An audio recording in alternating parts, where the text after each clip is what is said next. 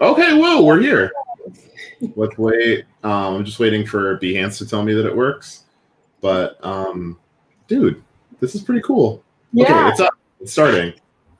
So, first of all, what's up, Carla?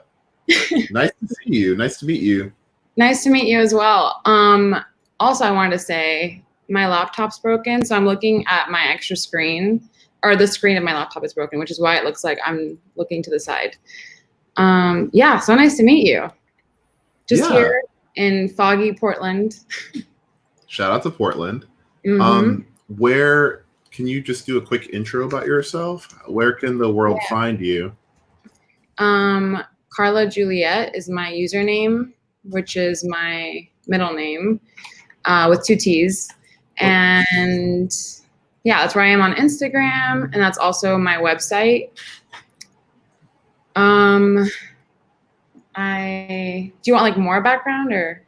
Yeah, like you're from Portland. Where are you from? Like I'm actually from Cuba. Oh, shout out to Cuba. Yeah, so I'm Cuban. I'm an immigrant as well. I know you are too. Grew up in Miami, or not real Miami, Hialeah, which I guess some would argue is real Miami. I grew up in Fort Lauderdale, so I'm with you. There you go. Listen, South Florida. For people that don't know, I just for the Florida folks, Fort Lauderdale's 40 miles north of Miami. But if someone is being really silly about it, I'll just say Miami because I don't feel like arguing.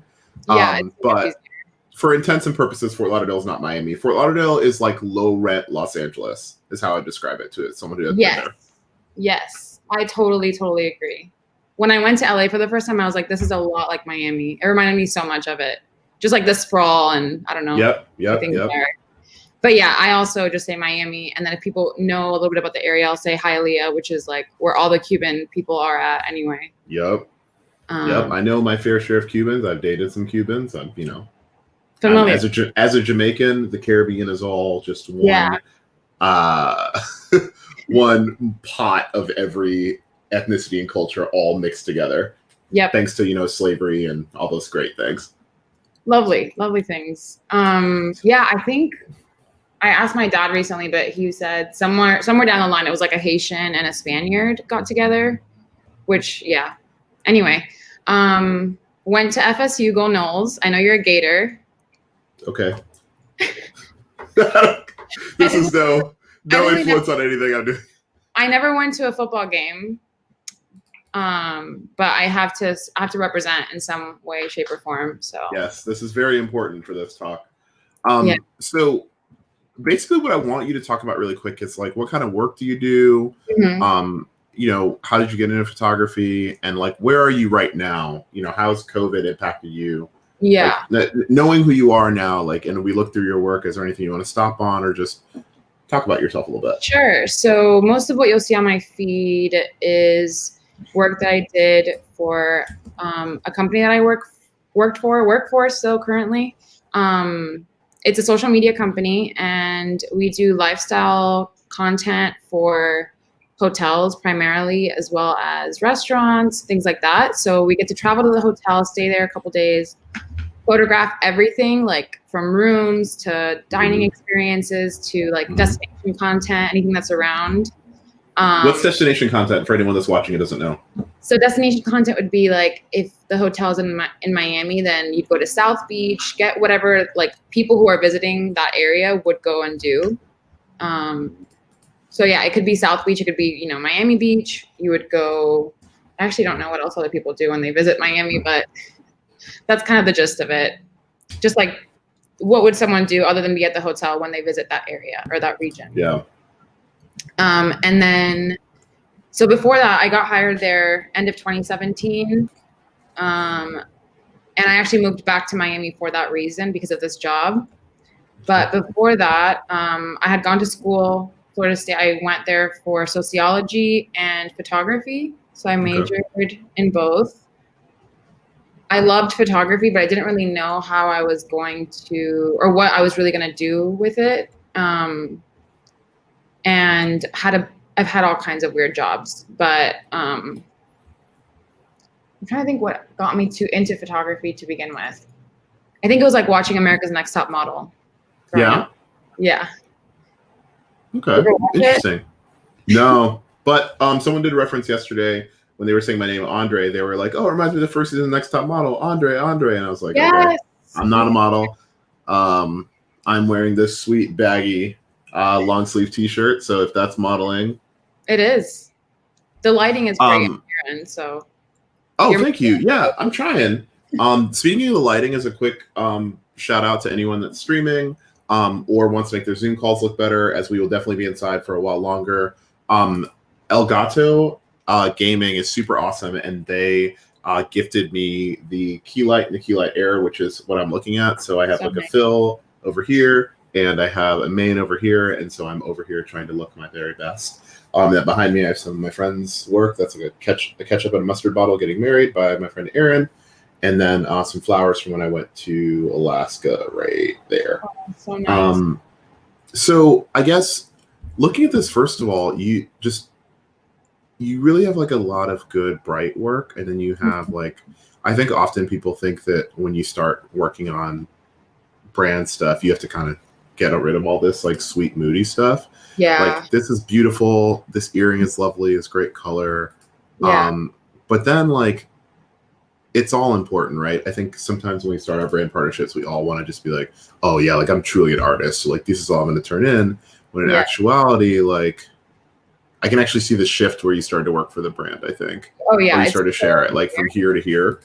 I had to change a lot. Yeah.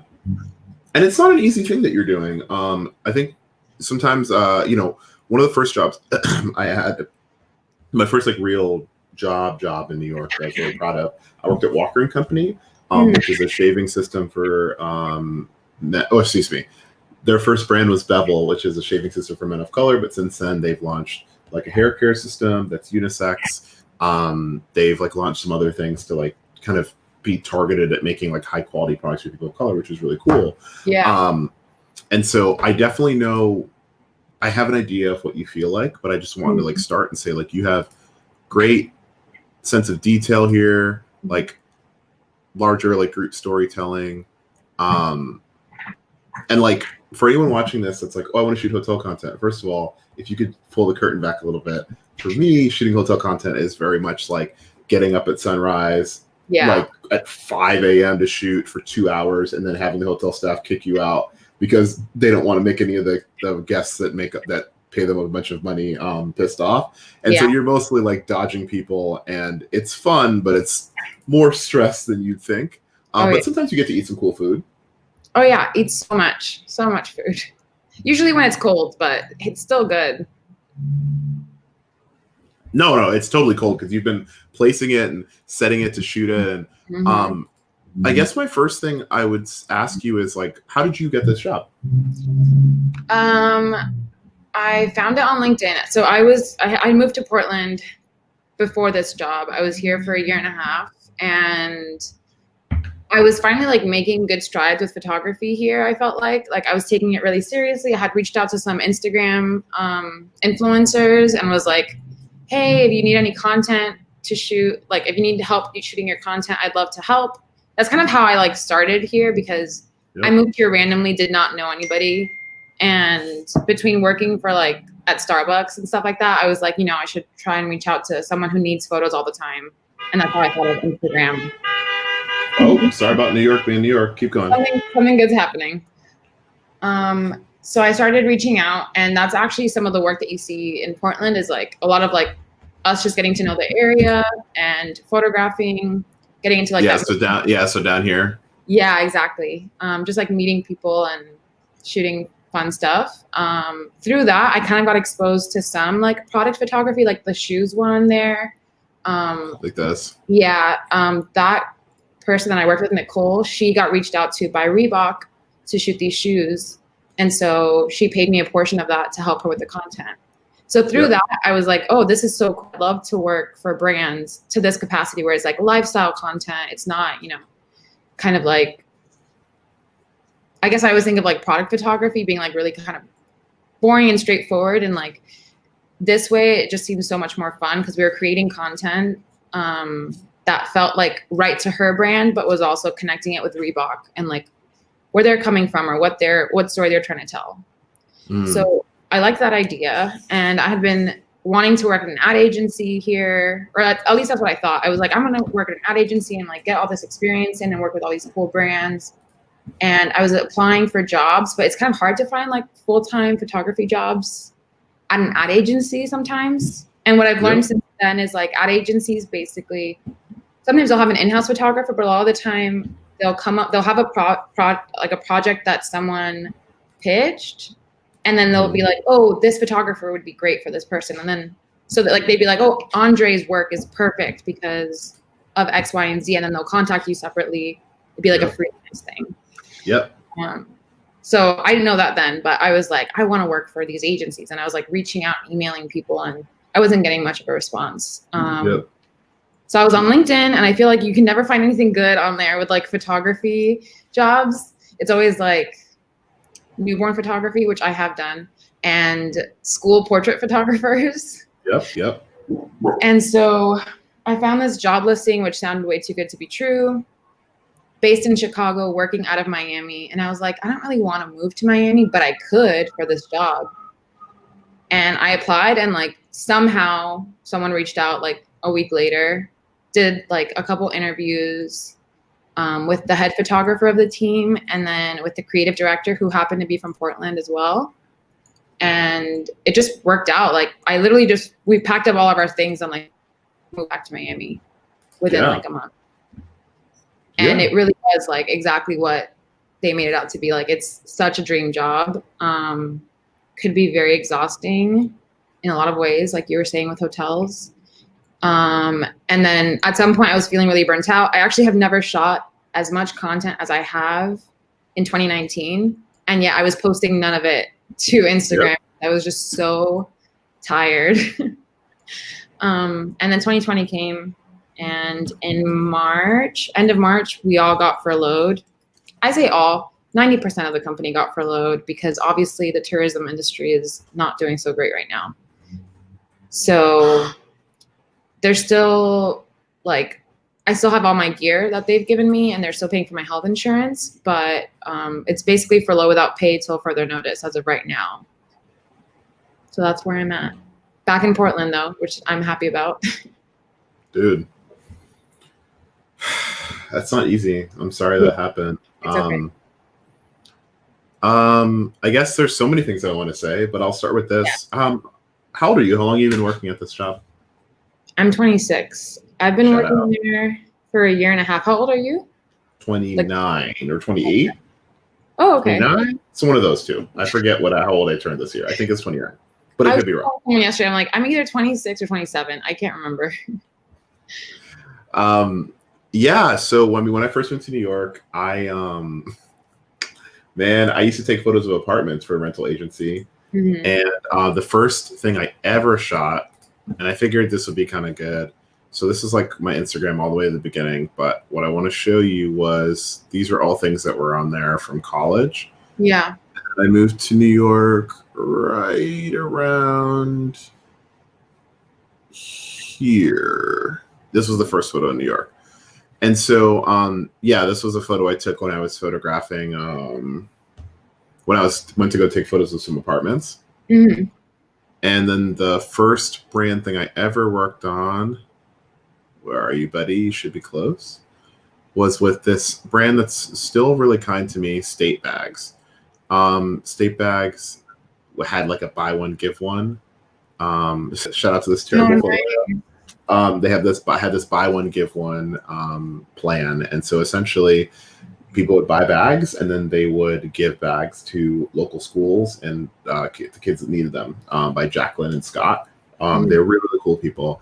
And I got that job because I was every day before and after, and like when I lived in my godfather's attic, so I would take the train like 2 hours into the city. So I had a lot of time, and I would just study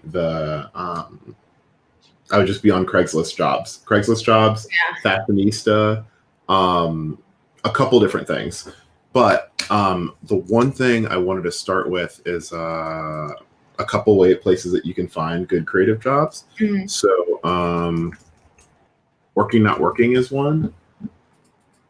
Okay. So let me change this.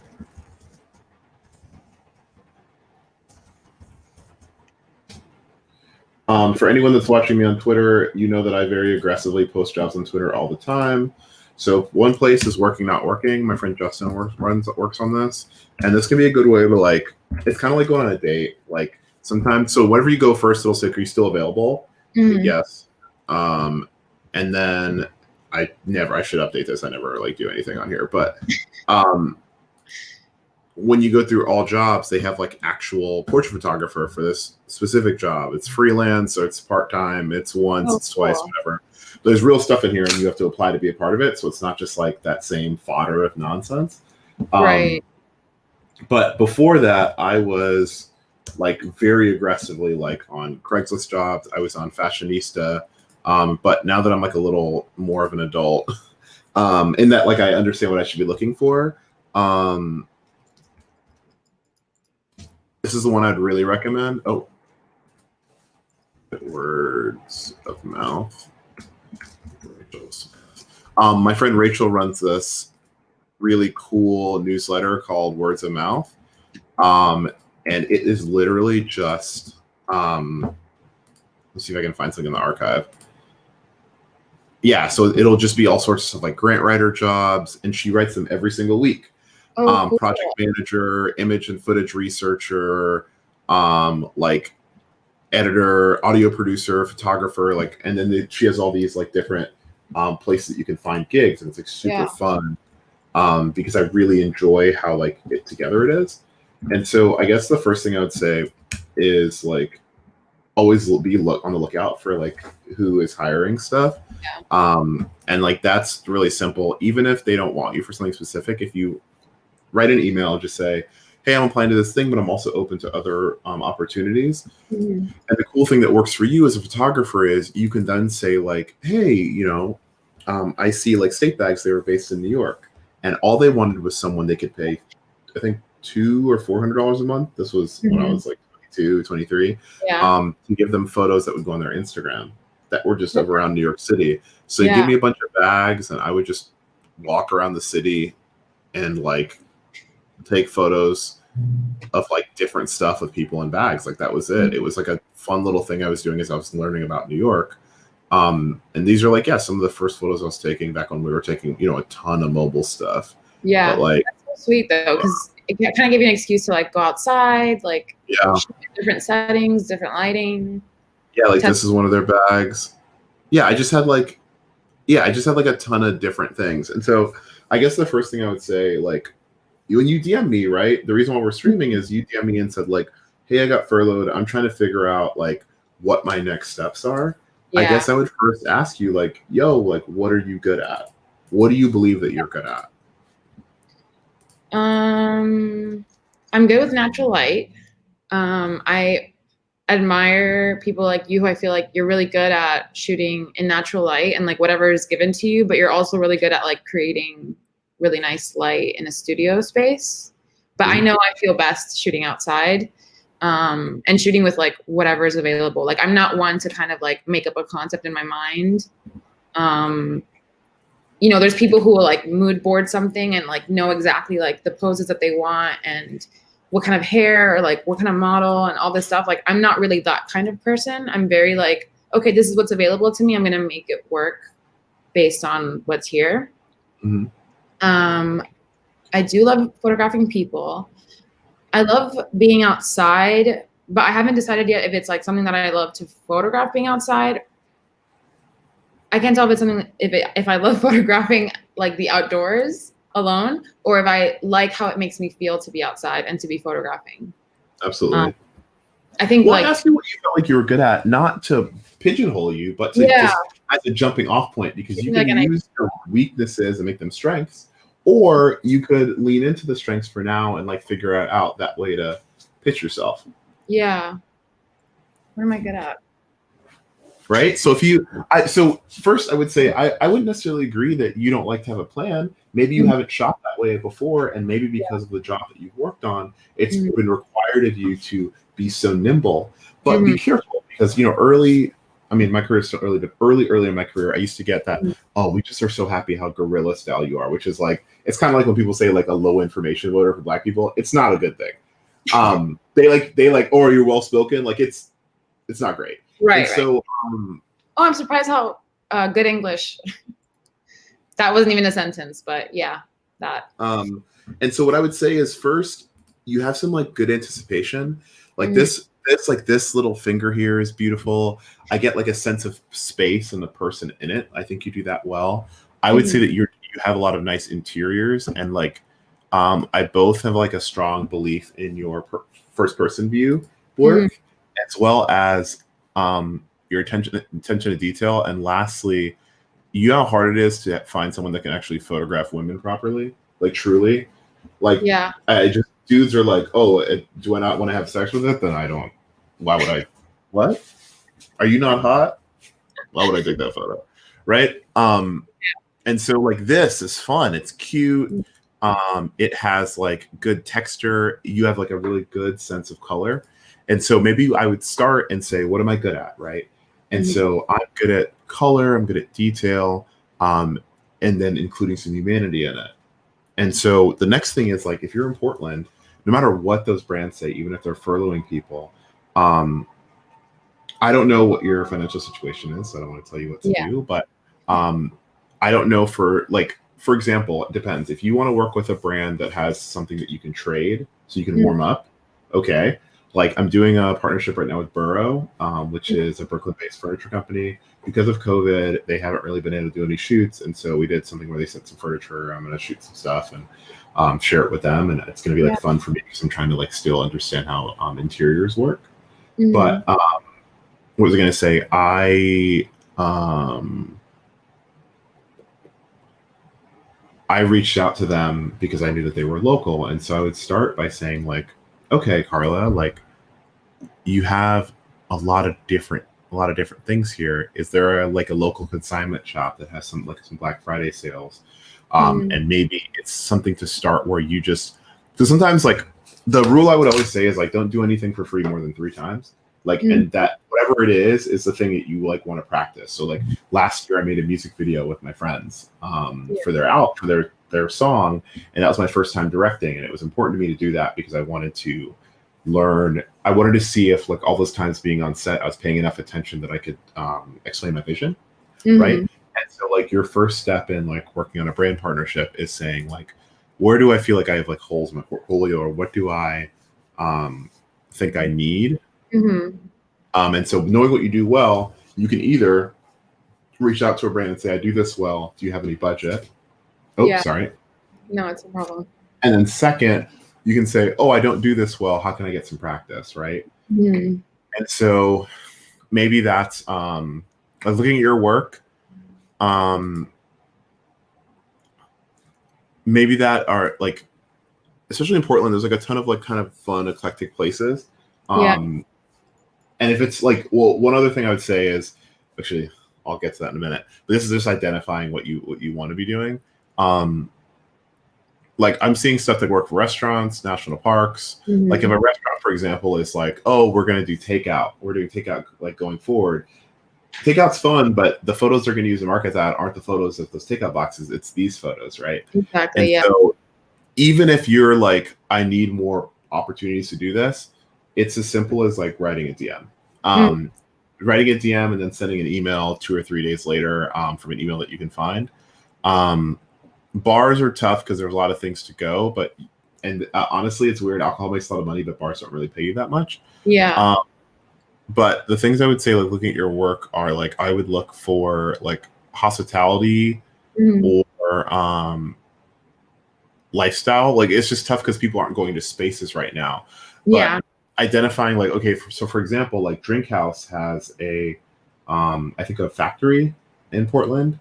And just kind of figuring out what small to medium brands are in your area that you can say, hey, I'm a local photographer, COVID has hit me really hard and I'm trying to like pivot some of my work.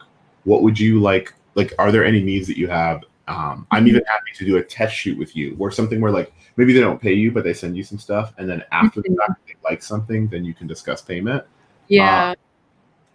Here's like, we're going to talk about this all the way through, but like the first step is, what am I good at? That stuff I can get paid for now. The stuff that I'm poor at, how can I like work on it? And so maybe it's something as aggressive as like Portland tourism, Yeah. Or maybe it's like topo design or something that really works with outdoor things that you feel comfortable being able to. What? I love topo designs. Oh yeah, I have a topo bag somewhere around here. But like maybe it's not topo. It's like honestly, a lot of times if you see a brand that you like, just Google like topo design competitors. And it's not like bad for you to shoot with them. Sometimes it's helpful, but like once you identify what you're good at, then you can start to identify where you can like capture that. Where is this? Yeah, I know this hotel. Yeah, I messaged you when you were there because I had literally been there like the week before. Oh yeah, I photographed that for Amex. It's a cool hotel. I have a photo of it somewhere that I like.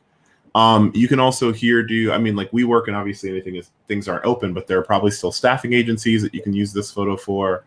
And another thing that can help you, it's not easy to make friends with new photographers right now, but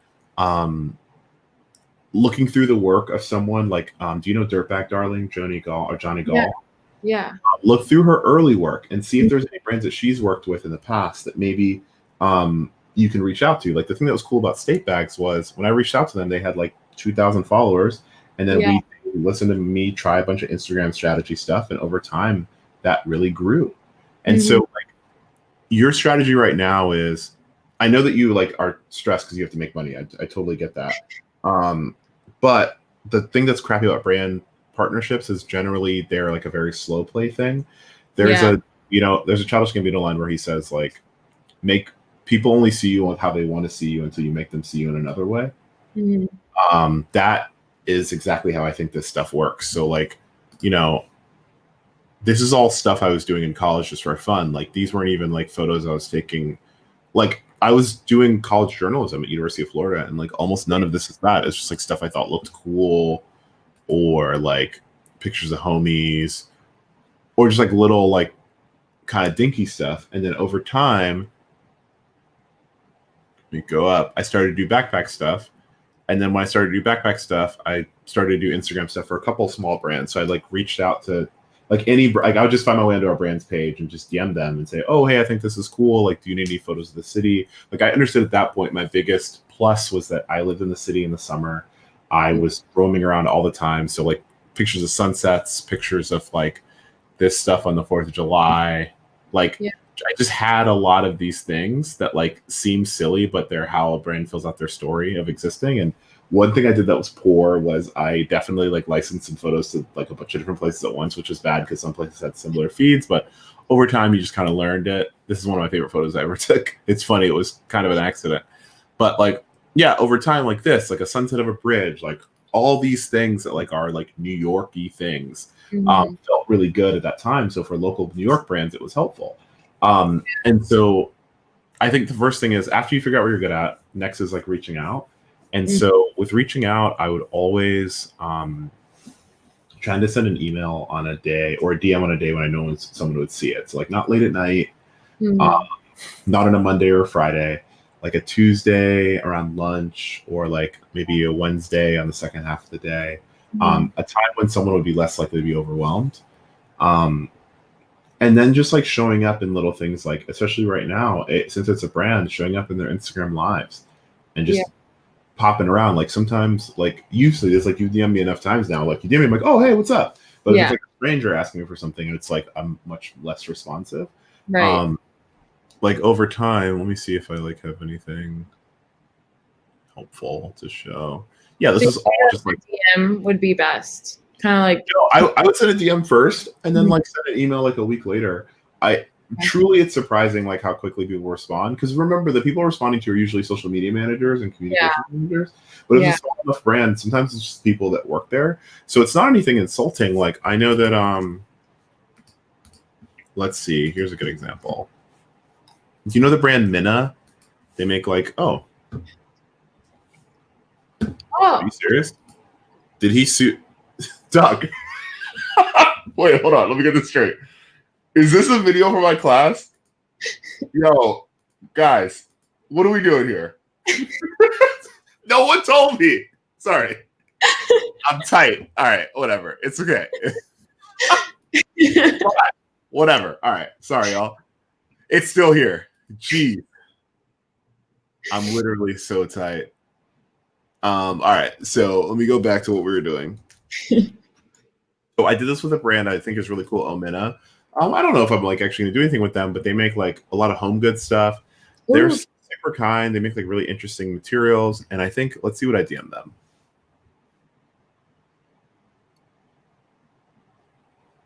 Yeah, here.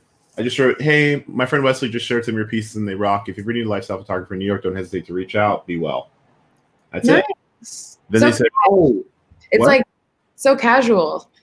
Oh, yeah. I mean, Like, hi, my name's Andre. I mean, I don't feel like you need an introduction anymore because I feel like you go to your page and be like, you can see everything. But I don't know why. I always think like maybe like an email format type thing to like introduce yourself, but you don't need to. You can just say, hey, and then if they're interested, they can ask more questions. yeah, just like obviously make sure you're following them. Usually not that day. Say something actually helpful. I think your pieces are cool. Yeah. Reference something that they're doing so it shows that you're paying attention. Mm-hmm. And then like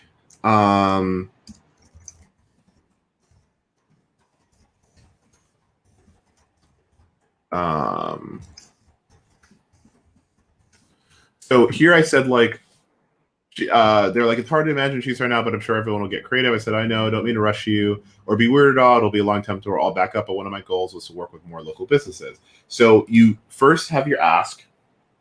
This is who I am. This is what I'd like. Mm-hmm. Then next you have your observation. So introduction, ask, observation, follow up. Mm-hmm. So introduction, who am I? Ask is like, I want to work with you. I put the compliment, I put the like observation first, whichever one works. Mm-hmm. So introduction, compliment, or observation, ask, and then like sign off pretty quick. And then so we're talking, they're like, oh, do you do any interiors at all or still life? And I was like, I'm trying to get better at it. Here's some interiors I've worked on before. And so before I reached out to them, I had this ready, which is like some work I've done. Mm-hmm. And I had it in like a little link, so it was easy to look at. Oh, nice. Right? Yeah. So they talked to me. That was cool. They said love. And I was like, that's it. And then I followed up like, this was in April. And then later I remembered and DM'd them later. I said, what's up? And I told them this was cool. Told them maybe I would like test shoot. And I followed up later. So I first reached out in April and then I said a follow up in July. I usually have like my follow-ups a little more time than this, but just to show you, hopefully I don't have anything like not like bad, but like anything that would break an NDA in my email. Yeah. Shout out to Instagram being like, oh hey, or YouTube being like, you're streaming. I understand that. Yeah, here. So after I got their email, I sent over like a little bit more of a mood board about what I was hoping to do with like people in the space. And the email I just wrote, hey, nothing like a Saturday night email, right? Would love to chat more about collaborating together. And they're like, York's really full. We only have 2 shoots a year, blah, blah. And then, hey, like, this is what so like now I like that formal stuff we talked about, I added more of it. I showed visual examples, followed up. I took the work that I showed them and then I added new different work to show like what I was thinking and how it would apply. Yeah. One cool thing about mood boards after that first one is like, this image isn't mine, or this one, or this one, or this one, or this one. The rest of these are all mine, but like mixing them together to make a mood for what I'm hoping to do. Right. And I might never work with them, but I think their stuff is cool. And I always like relish an opportunity to say, hey. Mm-hmm. And then if you're like, oh, maybe they can't work together now. Like if you have Gmail, just use the snooze feature and just snooze people for like 6 months. It's all good. Like that's all quarantine is, just snoozing people into oblivion. Yeah, that's true.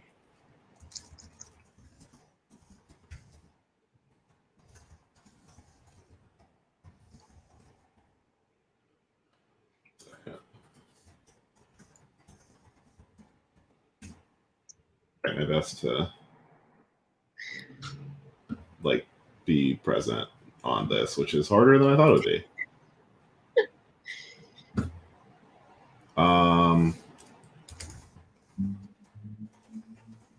What do you think about what I said? Do you have any questions? Am I just talking at you exhaustively?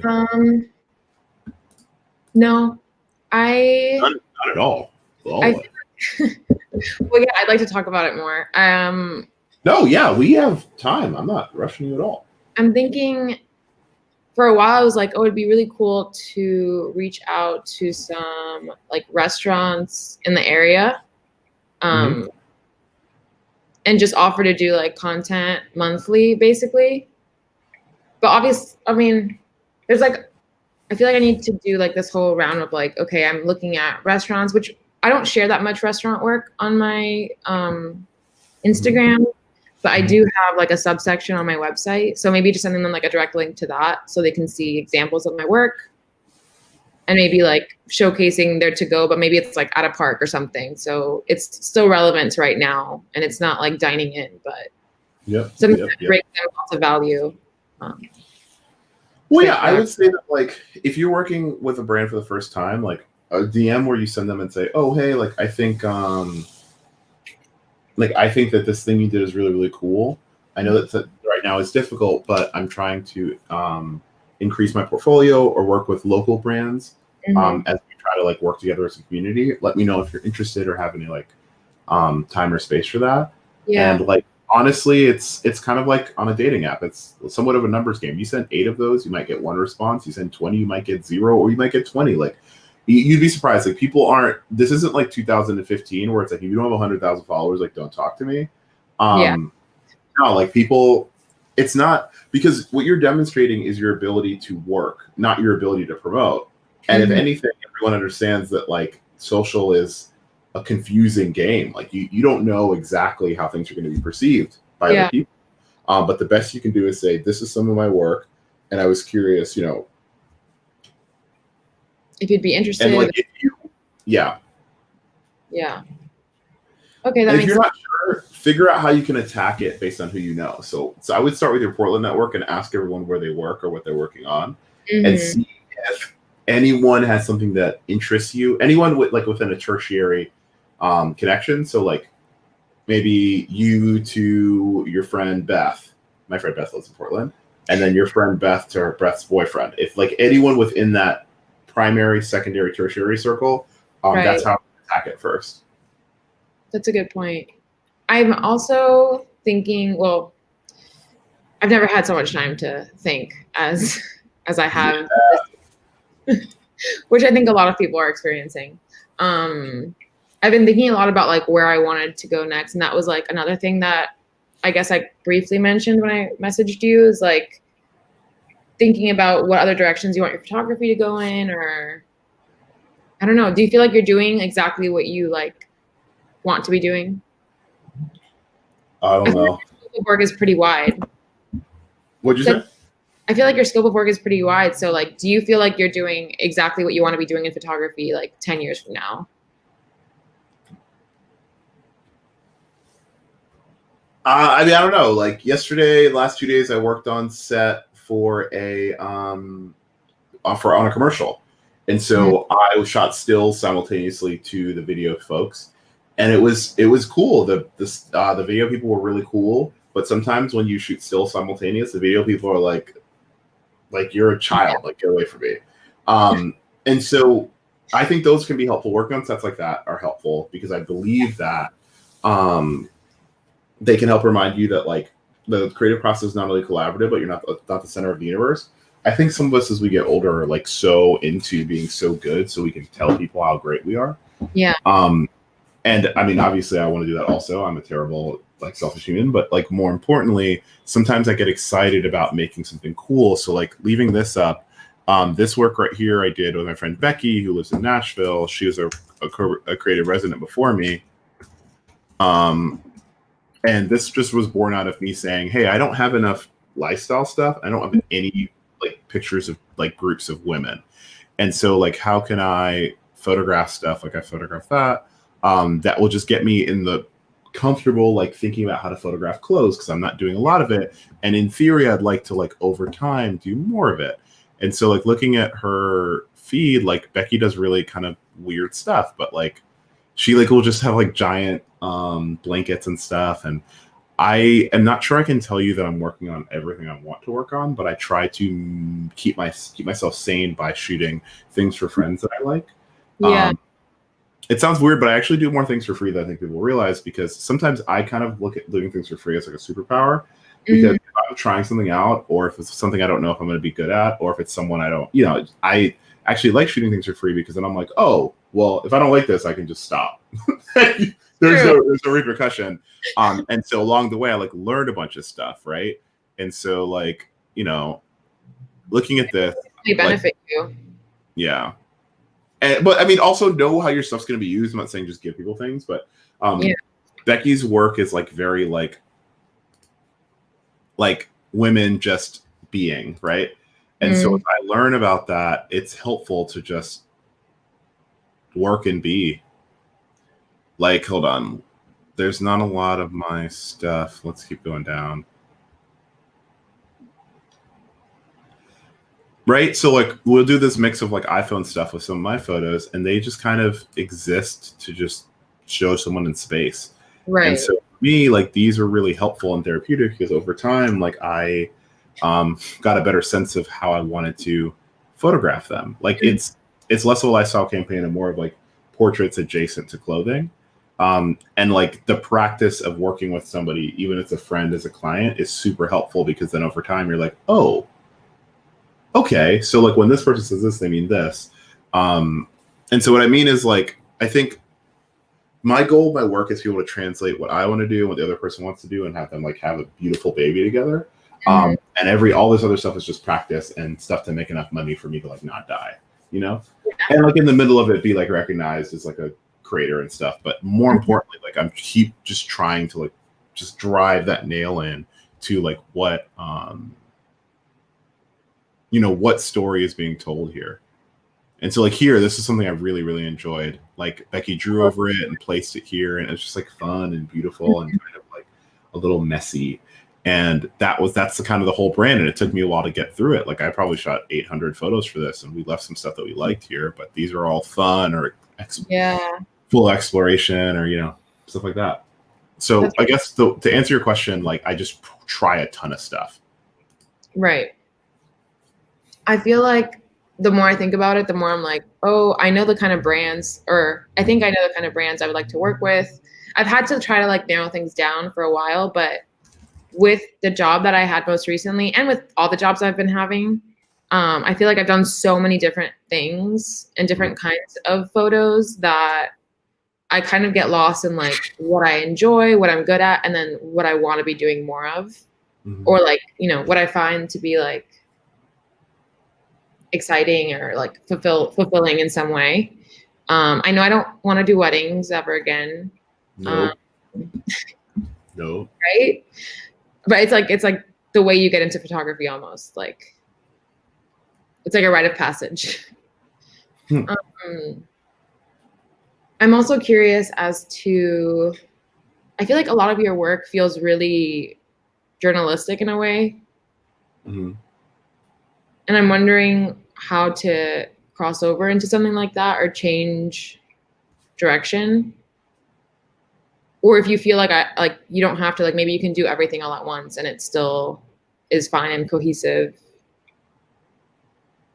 The journalism is really rooted in like, that was the first thing I shot. Like I shot all the homies in high school, but in college I worked at my college newspaper. And so there it was just like respond to whatever is in front of you, and like be in charge of that and like own that, and so I think always my style is always like, I have to fight myself to remember, like now that I'm shooting some more things that I'm more in control of, I can move people, I can put them somewhere. And then once I place them in the space, I can try to either interact with them or create an environment where they can react naturally. But yeah, I mean, I guess to answer your question, like, okay, how about, let's think of it this way. When's the last time you went on a first date? On a first date? I don't think I've ever gone on a first date. My boyfriend and I have been together since like high school. Okay. When's the last time like one of your, oh, it's okay. When's the last time one of your homies like your really good friends went on a first date? Probably like 2 or 3 months ago. Okay. And so when they did, when they finished, what's the first thing that you asked them about? Did y'all talk about it? Yeah. Yeah. and then you have a postmortem, right? Mm-hmm. You dissect the heck out of it. Mm-hmm. Why don't you do that on your new jobs? Right? Yeah. Like you're discovering what you care about, and it's hard to know that if you aren't sure. Like sometimes you might see photos and think they're not good. Maybe the experience of photographing travel, maybe the experience of object photography, maybe the process of trying to find or add light was something that you thought was cool. And so figuring out like how to create an effective postmortem for yourself, I think is a really helpful way for you to say, okay, so what now? Mm-hmm. How would you recommend, this is totally kind of unrelated, how would you recommend getting into like a photojournalism kind of space? Sorry, ask that again. How would you recommend getting into like photojournalism kind of space? Would you consider photojournal? I mean, I feel like it. Would you consider it? My work? Mm-hmm. I feel like this. Say that. No. I don't want to try. I don't want to try the photojournalists that I'm homies with. But, like, hold on. Let me see. Ooh. The work you went and did in Alaska, for example. So, but yeah, yes and no. The Alaska stuff, what you're referencing, let me bring it up. For anyone that's watching, we are talking about The Last Expanse, a project I did with the North Face. Shout out to the North Face. Gang, all the homies out here, you know what I'm saying? Eric, Hannah, Ella, everybody that hired me for this. Shout out Kate Kuznick. See you, girl. All right, so the way this project worked was, this is a good example. So I got this project because I did this project first.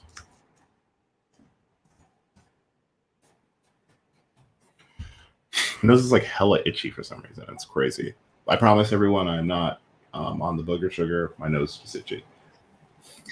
On the what? So is a joke about cocaine that I don't do because I fear the police and also what cocaine would do more than most people. So when I was a resident with Adobe, I did these projects called Stories from Here that were portraits of or micro stories about people across America and why they chose to live where they live, right? And so one of my like little secret weapons beyond DMs is like being a firm believer in like leaving a lasting impression with someone in person. So that means like saying hello, remembering their name. If you have a hard time remembering names, like repeating their name and spelling it to yourself. So if you ask like, oh, is it Carla? Well, Carla's kind of a hard one. Is it Kurt? Oh, Kurt. Is it with a K or a C? Just like something that'll like make your brain think about it for like another second. Okay. And then after that, like making sure you ask people like what they're up to, what they're interested in, like more about themselves. And then naturally, unless they're terrible people, they will ask you about you also. And so that's like kind of what happened with this project. But the reason I bring it up is while I was a resident, I made sure that I talked to as many people I could meet at Adobe and ask them about what they're working on. So a lot of times now it looks like I'm like Adobe employs everything I do, but that's because I met a lot of people that run a lot of different teams. And so now they're like, oh, like we met Andre before. Like, why don't we have him talk about this product or work on this show?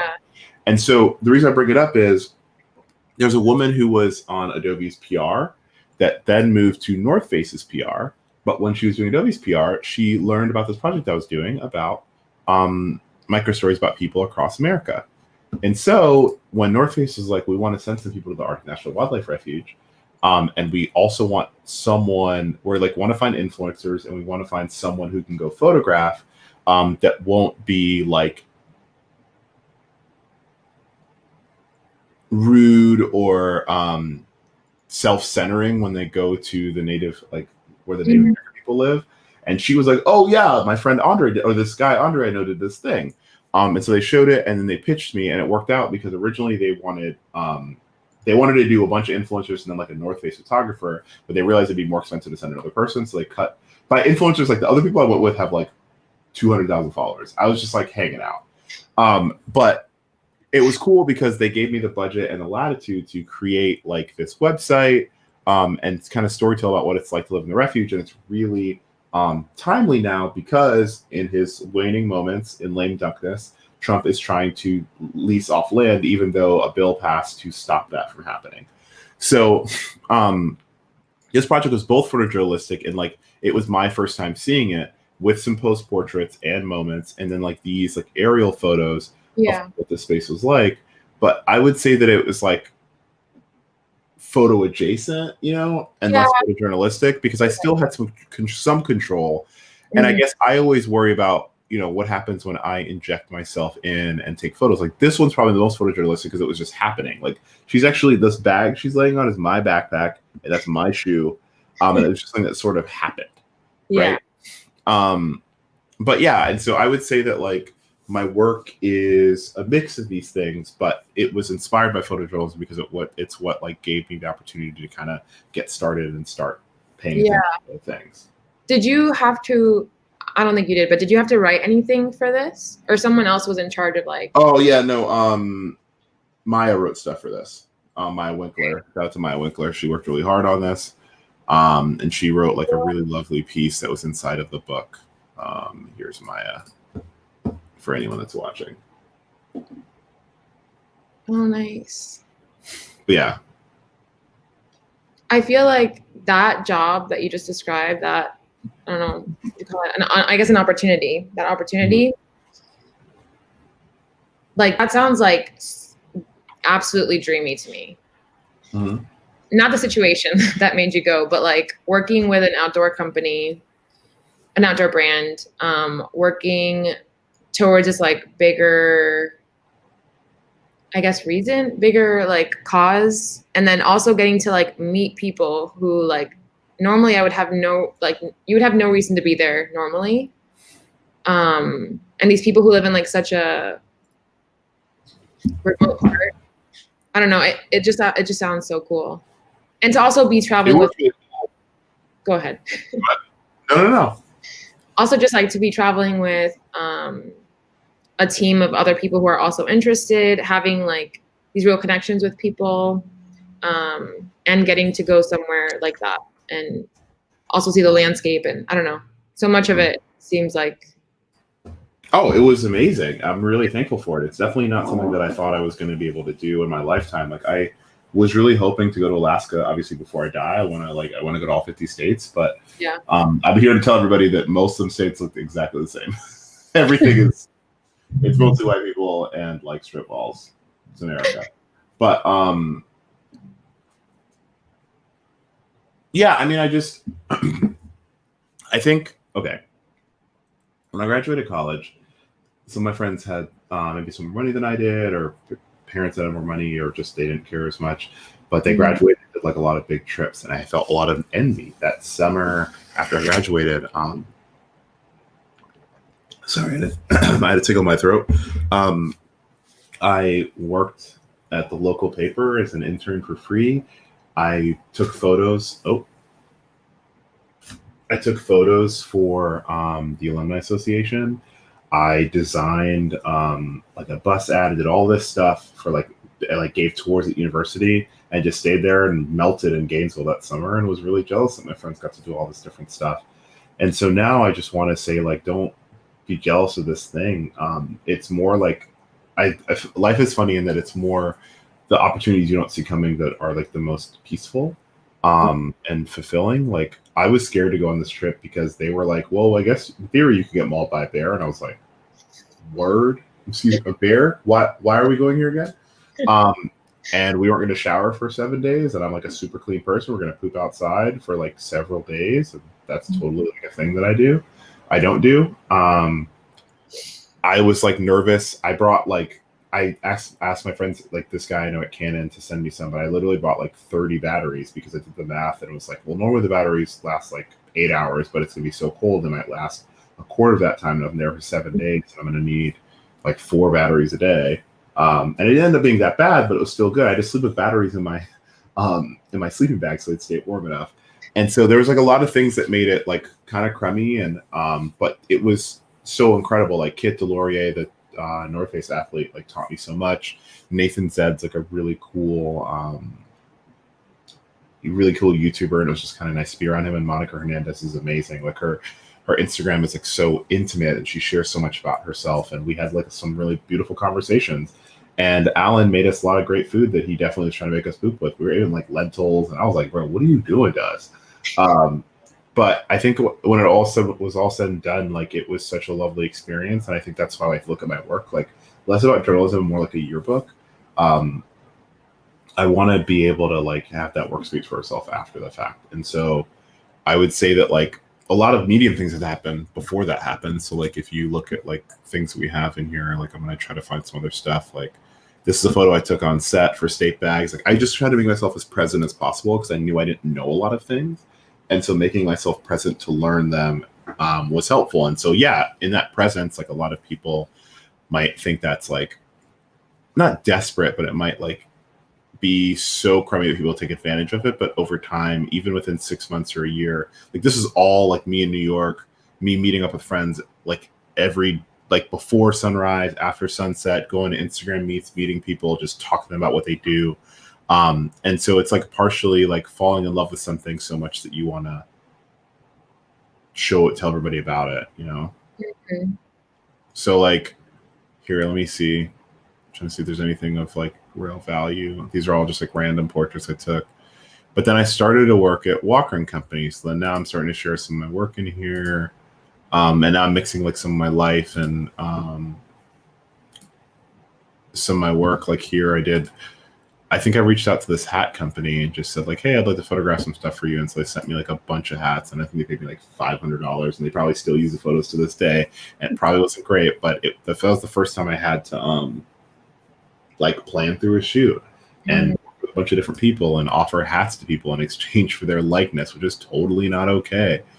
And it's just things are starting to try a bunch of different stuff.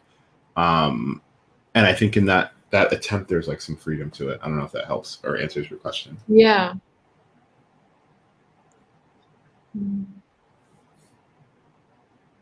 Also, if anyone else is watching and has questions, please ask them. I don't want to just rant on forever.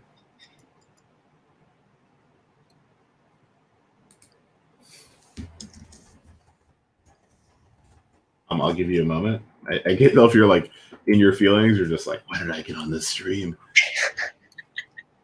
No. I'm just like thinking. I feel like, I don't know, there's a lot here. There's a lot of things like to ask or talk about. Yeah. I'm just trying to also keep it like interesting for whoever's like watching. It's more about you. It really surprised me, like when you focus on the conversation, people pick up on that and they go through there. So I wouldn't worry as much about that. Just like, you know, what do you want to know? Right. Yeah. A lot of me also feels like I should be working on growing my like Instagram, like that year or year and a half where like I was shooting the most work I had ever shot, but wasn't posting much. I guess it showed me like, number one, I have no idea what's like going on in other people's lives, I guess, like based on their Instagram feed. But also, it made me think like, should I be including myself more in my feed? It's also like an influencer thing. Like, I don't necessarily want to be an influencer, but I also feel like people connect with you and other influencers because they feel like they have a connection to people.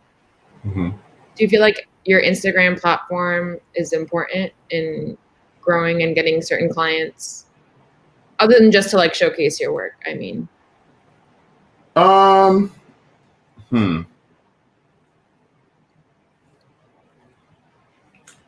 I guess I would say that like, I'm looking at my Instagram right now. People want to celebrate your wins, right? Yeah. And so when I posted about the print in the Times or like something that pops up with me, it's really fun. But for the most part, my Instagram is more about my work. I started to insert myself more during the pandemic. So I don't know if you saw, I like wrote about not ever meeting my dad on Father's Day, or about Ahmaud Arbery, because I had an experience that was similar. No one shot me, but people still, you know, were asking me what I was doing someplace and trying to interrogate me for being there. And so in between that, like, I think the best way to think about it, like Instagram said this when Reels came out, that like Reels is your stage, but Stories is your diary. I try really hard between stories and Twitter and sometimes on Instagram captions, but not a lot, to just be open about who I am, less or as much as I'm comfortable with, less in an influencer sense and more because I don't know, like I think as an only child I can understand like what it's like to grow up like by yourself and be like a lonely kid. And so the internet has like such a lovely possibility for you to like really connect with people. And so I think it's nice, not an influencer sense, with it, when I'm like, oh, hey, I'm shooting the NBA draft, right? Um, I'm so nervous. This was before stories, but if I shared this on stories, like I'm so nervous. And in between, I'm sharing what's going on. Like it not only gives people a view into it in case they want to do it, but also makes them invest in your lives because you care about them. I think that like sharing only what you're into is kind of a dangerous game, you know? And so what I would say is like less, I would say include yourself not to influence, but to take advantage of the fact that you're a whole person, not like a machine that makes things for other people. Yeah. But I would say like even in here, like I did like an Insta meet and got put on the Instagram suggested user list one time, and then I just hovered. I think I had like 25K or something followers, just enough for someone to be like, oh, but like never enough to get hired for anything. I like very rarely get any of those jobs. And then honestly, I've gotten a lot of followers, like a lot of my followers from Twitter. I've been taking Twitter really seriously because I really like Twitter, and it's kind of like I saw a tweet once that's like Twitter is my Finsta, and I fully feel that. It's like a place to talk more freely and like share your work, and like I feel like the interaction is like more interesting and like a little differing, or a little like more engaged. And I guess like that community like are the same people that I can ask if I like need questions about. I could ask if I need questions about money or whatever it is. Like I would say that I don't influence anybody to buy anything, but I do try to influence people to like appreciate, like, for example, like getting to shoot that anti-suicide project I did earlier this year. That was really important to me, and I didn't get that job because I had like social media followers. I got that job because I photographed somebody who what happened to be an executive director or one of the people on their board of directors, and they recommended me for the job. And so at the end of the day, like social stuff is cool, but like don't like it doesn't impact pockets, I think, as often as people like to think it does. Gotcha. That makes sense. Something else that I've experienced, and I'm guessing other people have as well during this whole thing, has been, I guess, like a lack of like feeling inspired, or like, yeah, how do you stay like inspired, excited, motivated? I mean, I don't know how you stay motivated. I don't. Right? This is all fake. This is fake. Money is fake. This is ridiculous. The internet is ridiculous. Like it's all a joke, right? And so you gotta, if you can afford to, you have to figure out what you care about and why, right? And so, like, there's a Tim Duncan quote I love, where I'm pretty sure he says, actually, I'm pretty sure I can just Google it. One second. Why butcher it when you can just Google it? I love that people have been coming in and out watching this, and the questions have been really minimal today, which is a bummer. It's all right, though. Maybe they're just captivated by you. Totally, that's probably why. Oh, for sure.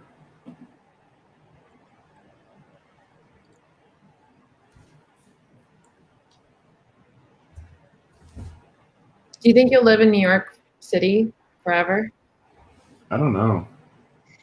Is there anywhere else you'd want to live? Yo, shout out to Crease. Appreciate you. Let me know if you got any questions, man. Also, if you want to hop in, we can bring more people into the chats quickly. It's easy. Other place I want to live, I interned in Chicago one summer, and I loved summer in Chicago. Every time I go to Chicago, I get so excited. I think it's such a beautiful city because you can drive, you can bike, you can take the bus and the train, and like nothing is overweighted. Like in New York, it's like punishing for you to drive. In Chicago, it's like less of a big deal, and there's like a big city epicenter, and then like everything kind of sprawls out. But like New York, Chicago is really racist, and like there's a lot of other things that are difficult about it. But Anyway, the quote is from Tim Duncan: "The time when there's no one to feel sorry for you or to cheer for you is when a player is made." And I think about that a lot, right? Like, I think about that. There's a Pusha T lyric I was talking to my friends about yesterday morning when we had to drive to this shoot at 6 a.m, 5 a.m, whatever. It's I drops every blue moon to separate myself from you kings of the YouTube. And so the underlying tone there is that people are making things for clout or to be known and less for the piece of it. And it's in Duncan quote, I think, is really helpful because the point that it's trying to get across is like, what is motivating you? And COVID, I think, is like, it's why a lot of people are breaking up or getting married or buying houses or whatever they're doing. Because all of a sudden you're like, with the rest of these things melted away, like, what do I actually want to do? What am I actually focusing on and caring about? And so right now, like, how you stay motivated is just like, when I get stressed, I just work more. And so work more for me is like, I have to like make an email listserv. I got to redo my website. And I've been like lucky and blessed and like, toward the back half of the quarantine that I've been getting a bunch of work now. In the beginning, it was very quiet. And so I just threw myself into being a Jamaican yard man. And I was just like, cleaning my house and like trying to fix stuff and like finding like cheap things to do to like fix drafty windows and like sealing stuff so pests wouldn't come in and just like anything to like make myself go crazy. Like for me, I think because I was an only child of a single parent, there's a lot of things that I had to do like quickly as a kid. And so sometimes I feel very relaxed when there is work to do, because then it doesn't allow me to like cripple with the like depressive state of everything right now. And so I guess to stay inspired sometimes it's just like I just try to keep the gear turning. I'm also an only child from a single parent, and I feel exactly the same way. And I think that's why this year has been so like crazy on top of everything, because not having a job and having the time to sit with my thoughts and think about all the craziness going on just makes it worse. So I think one thing that we can ask you is like, what is there an opportunity for you to experiment with anything, like photographing, for creating? Is there like an opportunity for you to make like a tiny home studio? Like, I want you to check out the work of Aaron Outdoors. No, damn it. No, Aaron's great though. I love Aaron. Loki, Aaron is way taller than you think. What? Really? She is mad tall. She is slightly shorter than me, if just a little bit. That is so random, but she does seem tall. And there's a bunch of people that like that. Like Laura Sepnick, also very tall. So Arabella and Ellie are great. They're really kind humans, and they show how they shoot a ton of things, like in their home studio. They actually just got a new studio together, but they're like a 2-woman team called Weekend Creative, and they just create stuff. This is their studio. I'm so proud of them. Actually, going to be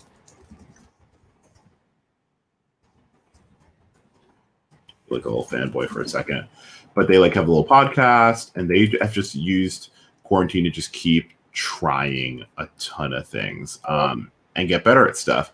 And so it's like super fascinating because they share their setups all the time. And I like really think it's pretty rad, because like over time, if the goal is just to get better and like listen to that spirit inside you better and get better at hearing yourself, then trying new things is the way to do that.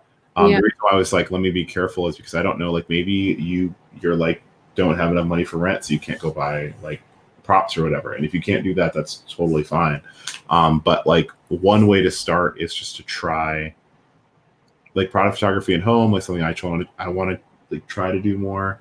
I haven't a lot of the time, but like inspiration I think can start with just like things to make.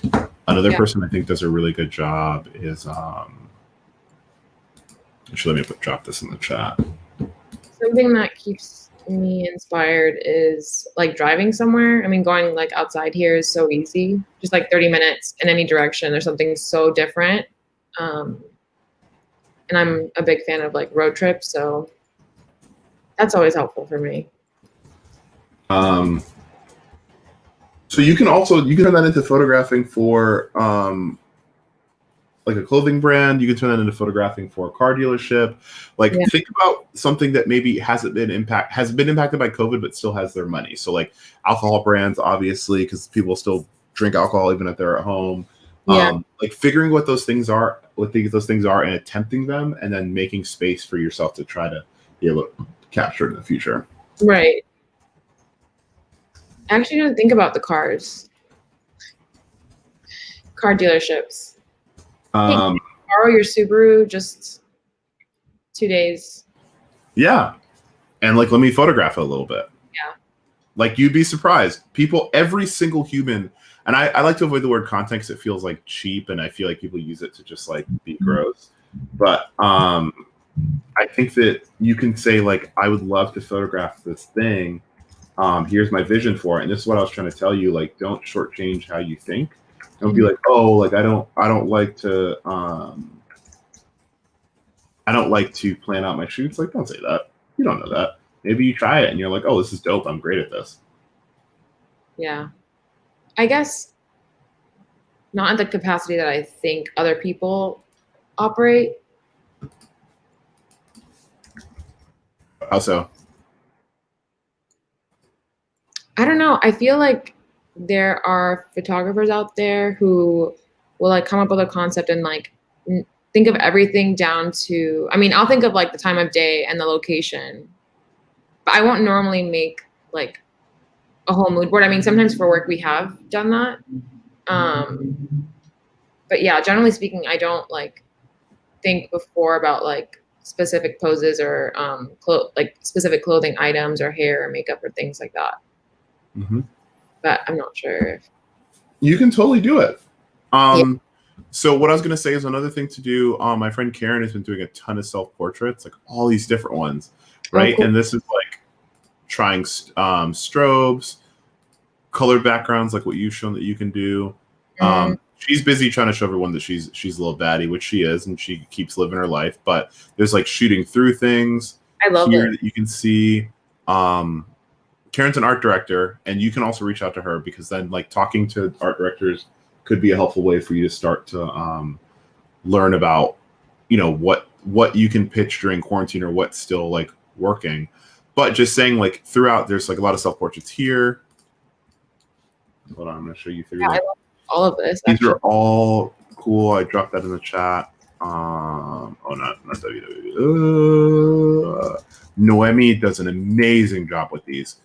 She is the master of capturing herself, and so she has these like just really stunning like photos that just show a full understanding of color and right. And so sometimes it's just about the practice of trying. And so I would just tell you, like, here and now, the best thing you can do, like, even look at this.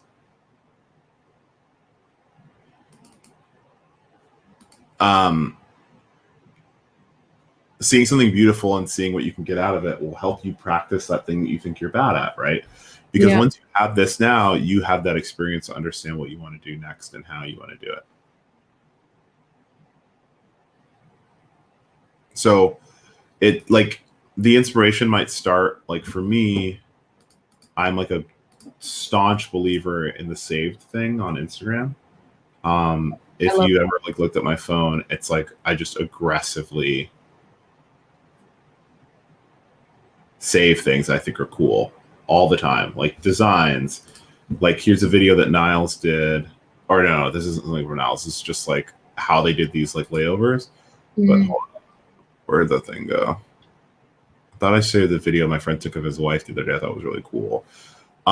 This is some photos work from Chris Ozer that's just like beautiful light, soft, work so much. Shadow. Oh yeah, Chris is not only is Chris awesome, he's so kind. Just all these different ways that I think like work is told, like really simplistically, really expansively, with a ton of joy. I love like this font. But anyway, like how do I stay inspired? I just look at the work of other people, and then like jump from there. That was a really long way to answer that. No, I love it. I like looking into other people's saved stuff. I also save a lot of stuff and categorize it. How do you feel like your experience as an immigrant, maybe your mom's as well, has like impacted your work or maybe the way that you approach doing things or talking to people?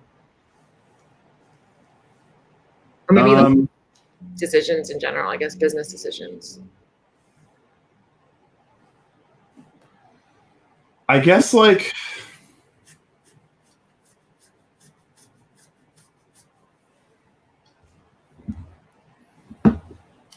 I guess I know that no matter what happens, like, or I have to rely on myself to a degree. Like if something pops off, right? Like I need to have enough money saved to do what I need to do. I need to be able to, if my grandma needs something or whatever, like there's just a level of responsibility that falls very squarely on myself. Mm-hmm. And so I have to like, Gerard Carmichael has this really great stand-up called 8. And I really love it. But I also really love that, what was I going to say? I love that he talks about the idea of, he's like, I tell my accountant that being the only dude who made it out as an expense. And yes, that expense is often like buying, like giving stuff to people for sure. And then also that desire to like fight the like flex to make your life easier and more fun. Like for the last 3 years, every Black Friday, I'm buying HomePods for my whole apartment because I want to have this immersive sound. Like these junks like $300 each. And yeah, I could buy them, but like I have these like Echoes and I don't love them, but whatever, they do the job. And just like understanding that like, my money is different than people who stepped into this because they just thought it was fun and creative, and they can make mistakes and stuff. Like there's a level of urgency that exists. And so when people are like, I see you doing a lot of stuff, it's like, yeah, man, I'm stressed that I'm going to fall into a lake and become irrelevant, or more importantly, like not have enough money to pay for what I need to. Mm-hmm. So a lot of it's fear. And so out of that, there is like a desire to make a ton of relationships and friendships through work that can be bad because sometimes you blur those relationships and friendships, and then you can be a little confused about what exactly your nature of some relationships are. But for the most part, I really feel good about understanding what the importance of the work is. It's work, to get, to obviously be better and make cool things. But like, I just missed out on this big job I was really excited about. And I was bummed because I knew in my heart of hearts, like if I got this job and it shot as many times as it was supposed to, and I stayed on it as long as people before me, that's like maybe be able to buy a house in 5 years money, right? Mm-hmm. That's a big deal because that's not like an easy thing to do. And I don't have anybody to give me a deposit. So I got to do what I got to do. Right. So it's like a lot of like thinking like 5 steps ahead too, right? Do you try to? Yeah. Do you ever get burnt out? Like doing work? I think I'm approaching it. I was in Atlanta last week working on a CNN episode, a show that I work on. And there was a lot of like late nights and early mornings. This week I was getting up at 5 for this commercial shoot. And then the week before that I was doing something. What was it? I honestly can't remember. See if I can find it. I was doing something the week before that was just like destroying me. I had just a ton of stuff to do. And I just like wasn't sleeping. It was just like a ton of, it was right around the election. I had like every piece of work ever all due at once. And I think that in between, like, worrying that, Trump is going to murder everybody, or, that America is just going to decide to murder Black people, or, all the other things that are very concerning, then I'm trying to like figure out where at my place in the world, how much work I can make, how much money I can make from that. Can I support anybody? Can any of my homies work on stuff with me? Like, I wasn't sleeping well because I think when I get stressed, my response is to work harder, but that isn't always the most helpful. And even this morning I had to get up to get a COVID test, and I was like so tired because I've been getting up for several days, and I could feel my body wanting to burn out. And I just keep trying to tell it, like, just give me a little bit longer. And that's all holidays are for me now. Holidays are for me like, yo, I'm sleeping. Like, don't talk to me. I don't even like football that much, but for some reason during quarantine, like since NFL and NBA and NFL came back, I would just like whenever there was games on all day, I would just my body would be like, oh my god, something like motion is happening, and you don't have anything to do immediately. Like let me take these 2 hours and just like enjoy that someone is so much better at something than I'm going to be at something, and like that there was some peacefulness in that for me. Yeah. So you're not doing anything for the holidays then? Are you staying home, sleeping? Yeah, I'm gonna sleep. I mean, I have stuff to do, but it's gonna be very quiet. Nice. Also, I can tell you more about it later, but I'm very wary of letting people on the internet I don't know where I'm at. You know what I'm saying? Oh, I'm in some nebulous void for all anybody knows. Yeah, but you, however, are not people on the internet. And it's no shade to y'all that are watching. It's more just, things are saved, and you never know what's gonna happen. Yeah, of course. So, I mean, going through that, like, what are you thinking about your work now that we've kind of been talking about, like, strategies and... What do I think about my work? Yeah, what do you think about, like, what are next steps? How do you feel? Where's your brain at? I feel good. I think it's been more of, like, a mental block, I guess. Like, nothing's actually, like, stopping me from doing some of these things. It's just, like, myself being like, oh, yeah, I'm going to go do this now. And I'm also someone who, like, the last, like, while I've been, like, so busy.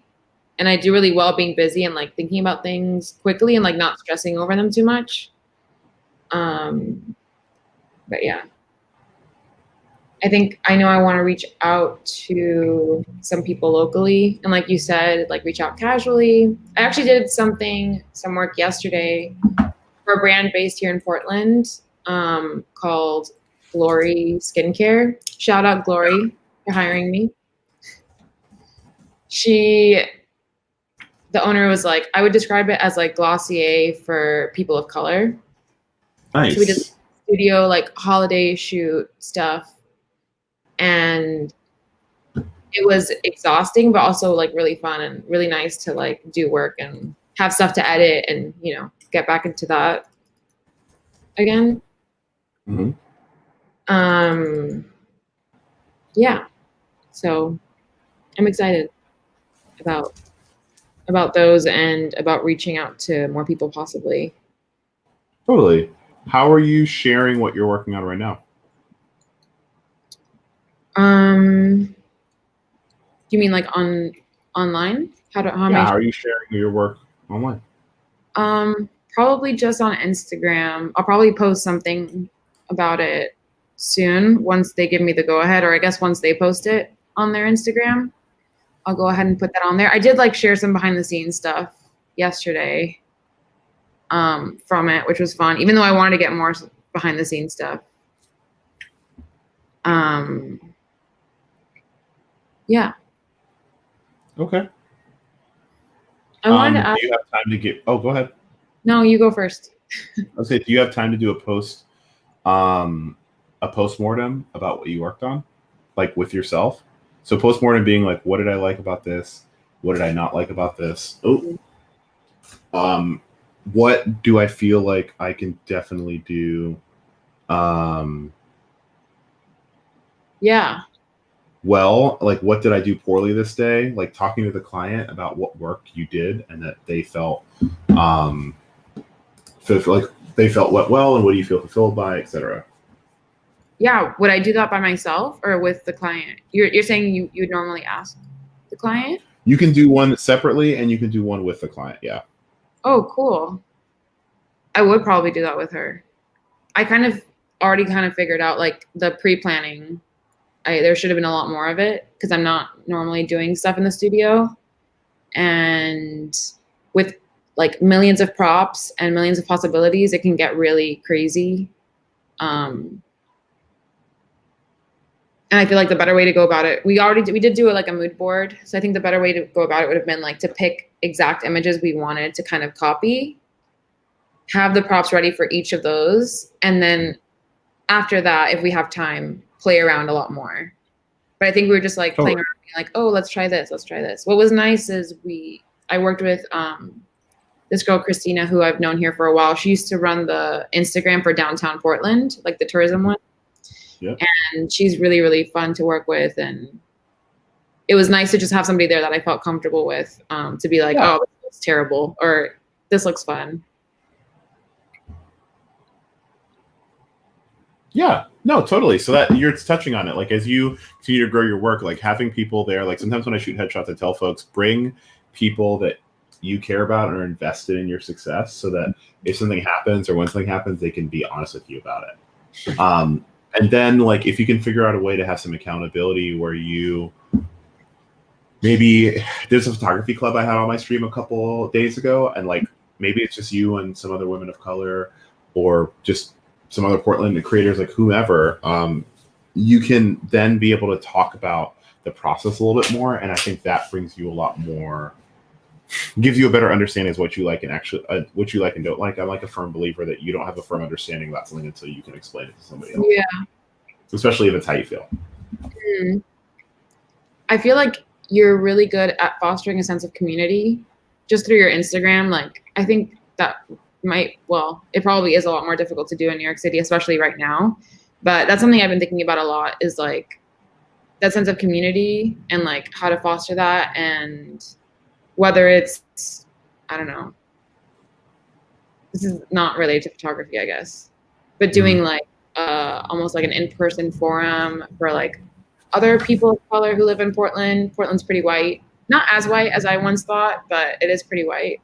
Or something, I don't know, like a shared experience thing where people are like getting together to discuss things. It's important to meet people so you don't feel crazy, but it's also important to meet people because like often someone will ask me for a recommendation and I'll be like, I don't know, because I won't have that person anymore. And like sometimes now all the people that are like my direct peers either don't do photography anymore or are really established or do really niche things. And so it can be hard for like if someone comes to me now and says, hey, I need someone to shoot this thing for $300. I'm like, I don't even know anybody that would accept that rate, right? Yeah. And so maybe right now that you could be that for someone else, or you can help someone else get that thing. And so like, for example, do you know Sarah Lindsay? I think so. She lives in Portland. She's great. I think her ad is Witches Sabbath. Let me see. Yes. She lives in Portland. She's great. And her partners, I think this is her partner Scrappers. They, let me see if I can find a photo of the two of them, or maybe just him. He works at a day job at an ad agency and he lives in Portland. If you reach out to them and say, hey, Andre sent me, like they'll totally treat you really well. But he makes like all this like kind of funky art and is like a really kind, fun person. But like they're very Portland folks and they like live out. Like here's like a totally picture they took. I think it's super weird since Instagram doesn't let you have nipples when people just take nipples off stuff. It's terrible. Oh my gosh. It's like, it's so scary. I don't know why, but like just like they are just so kind and fun. I like really enjoy them. And like, they might be someone that you can say hello to. And maybe just to meet them. And you know, it doesn't hurt that Scrappers works in an agency. And working with them isn't, you know, could be cool. But it starts, I think it all helps. Shout out to more, but it helps just to come from a place of being genuine. Like, yeah, I think a lot of people have good work. You have good work, but that doesn't mean people are going to hire you. People don't just, like, it doesn't happen that often where someone comes out of nowhere and they're like, oh my God, like your work is amazing. We should hire you. Often it's just getting your work in front of people that are paying attention. Yeah, I think a lot of that is networking as well. And I feel like I've had a couple situations last time I lived in Portland where it was easy to network. Obviously, right now it does make it a little bit harder with like in-person things. Yeah. And by harder, you mean impossible and or you don't want to get coronavirus? Like absolutely impossible. I would probably risk it to make a connection. Other people are not willing. I'm not. People be hitting me up about stuff. I'm like, yo, I'm not getting coronavirus for any reason, especially not over some work. Man, y'all ain't killing me for what? For how much money? Nope. I don't even mean for work. I just mean like just in general. Because I like people a lot. But yeah, I feel like people are pretty open in general here. And I have gotten like a lot of work in the past just by reaching out through Instagram, like you said. and then just getting together. Yeah, I guess like that whole ad agency world feels so within its own bubble. Mm-hmm. It is in its own bubble, but like, to be honest, the number of times like either a client has a low budget or no budget, and like sometimes there's opportunity for you to swoop in and say like, hey, I can totally work on this thing or capture this thing, or like, you know what I mean? Like there's space for you to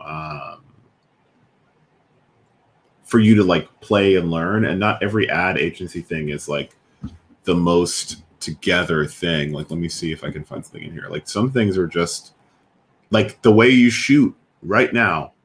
People can hire you for a campaign that can pay you $500 or $20,000. Like it all depends on it. There's a ton of things that are impacted by it. Here's another like a young brand partnership I did with Ona Bags.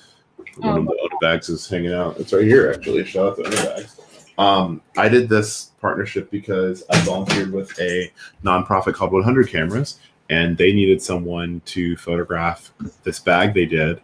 And so I got some friends, and that was like another practice in lifestyle photography. Then I was doing some of these clothes for Ministry of Supply. It was like a lot of slow stuff where it was a friend of a friend needed something, like I told you, or just DMing people and trying to make connections and kind of working from there. And so, yeah, like as you go through these, like I'm trying to see. This is because my friend did like a sunglasses line. Like it's all, there's like a lot of tries here. Is that the coast? Scroll down a little. Oh yeah, this is over in your neck of the woods. Nice. But yeah, it's all just practice. Yeah. It's all practice. But like I'm trying to find something that was like an ad agency thing that you wouldn't think it was. Like, okay, yeah, like this was something thought of by an ad agency where they had like a bunch of models show up and we photographed people down in Dumbo. Oh, not that. And it doesn't look like it. It looks like some stuff I shot because that's kind of what they want for you to be able to like storytell. Or this looks like it might be an ad agency thing, but this is a shoot I did that I thought about myself. It's all really different. Really, the ad agency's job is to translate what the client wants. And so like that, what the client wants can be super different every time. Don't let it like freak you out as much. Do you ever like cold email a creative director or cold email, like cold call? Just email someone. No, I don't call people, but yeah, no, I send emails. Yeah. Like, hey, I noticed that like, oh, like if you check out like Adweek or iSpot TV, or if you see an ad someone worked on, you can just Google the ad and it'll tell you who did worked on it, and you can find their email, or their Instagram, or their Twitter. It's really easy, and just DM them and say, yeah, I saw you worked on this thing. I thought it was really cool.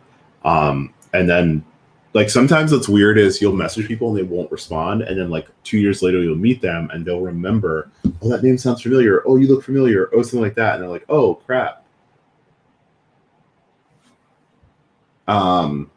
And so I would just say, like, if you're interested in something, reach out. Like, be cool about it, and it'll fit a lot easier for you, right?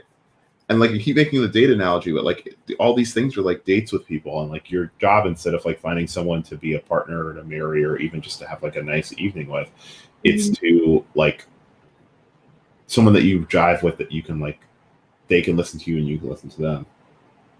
Yeah, definitely. I also wanted to ask you about I guess it was the Walmart project. Oh yeah. What was that like? Walmart was tricky. Let me see if I can find it. Is they freaky? Tricky. It was a lot. So let me find it. It was around this time last year, and that thing wiped me out. So I was in LA about to speak at Adobe Max. And if anyone hasn't seen it, I got like 1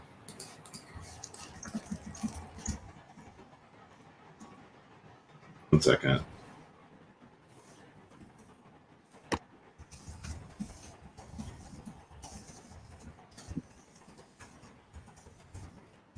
Okay.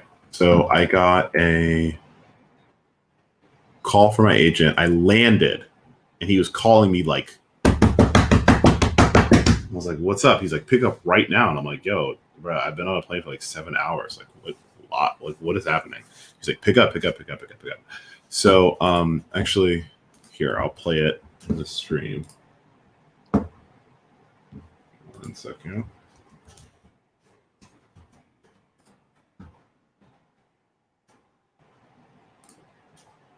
Okay, it's just us for 1 minute. And then we're going to do share screen, Chrome tab. Okay, can you see this? Yes. Okay, can you hear this?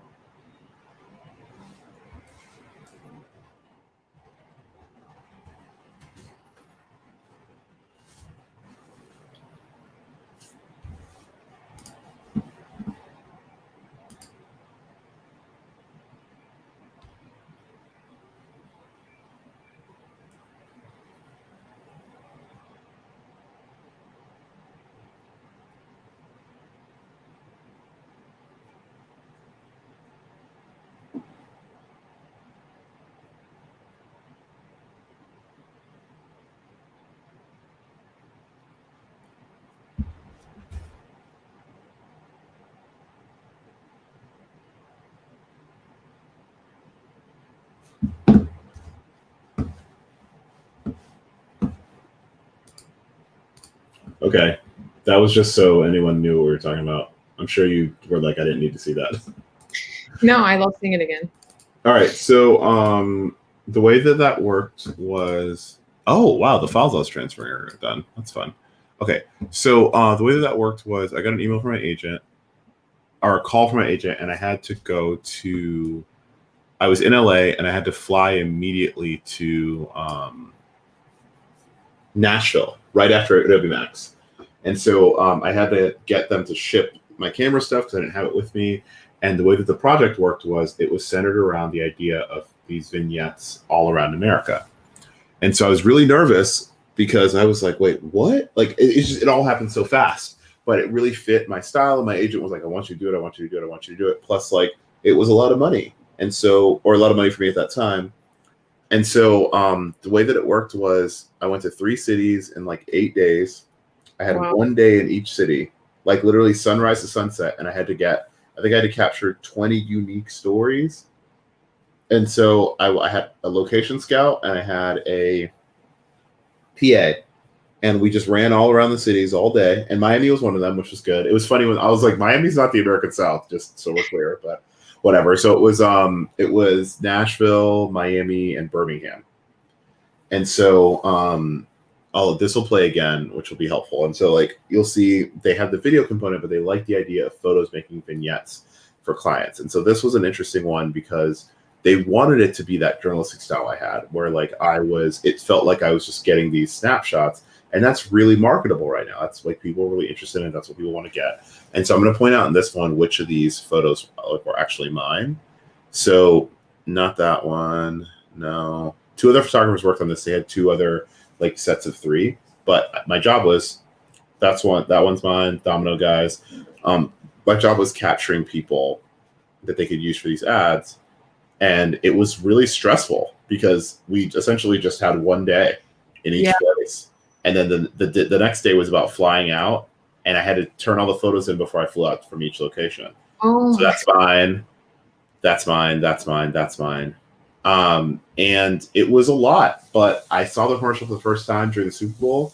I know that I think you know this and other people. I photographed for W. Kamau Bell's show, and I was watching the Super Bowl with Kamau and this crew, and the commercial came on, and I was like emotional. I was like, oh my God, my photos in a commercial. And Kamau I tweeted about it, and he retweeted like, I'm so proud of Dre. And it was just like it was a cool moment, but this was a very overwhelming job. Let me be very clear. Yeah. Like, it was just like so much work because it required me to just like get up and be fully awake and alert when I was just dragging. Like after the second time, because literally I spoke at Adobe Max, flew to Nashville, went to sleep, woke up at 5 a.m., photographed all day.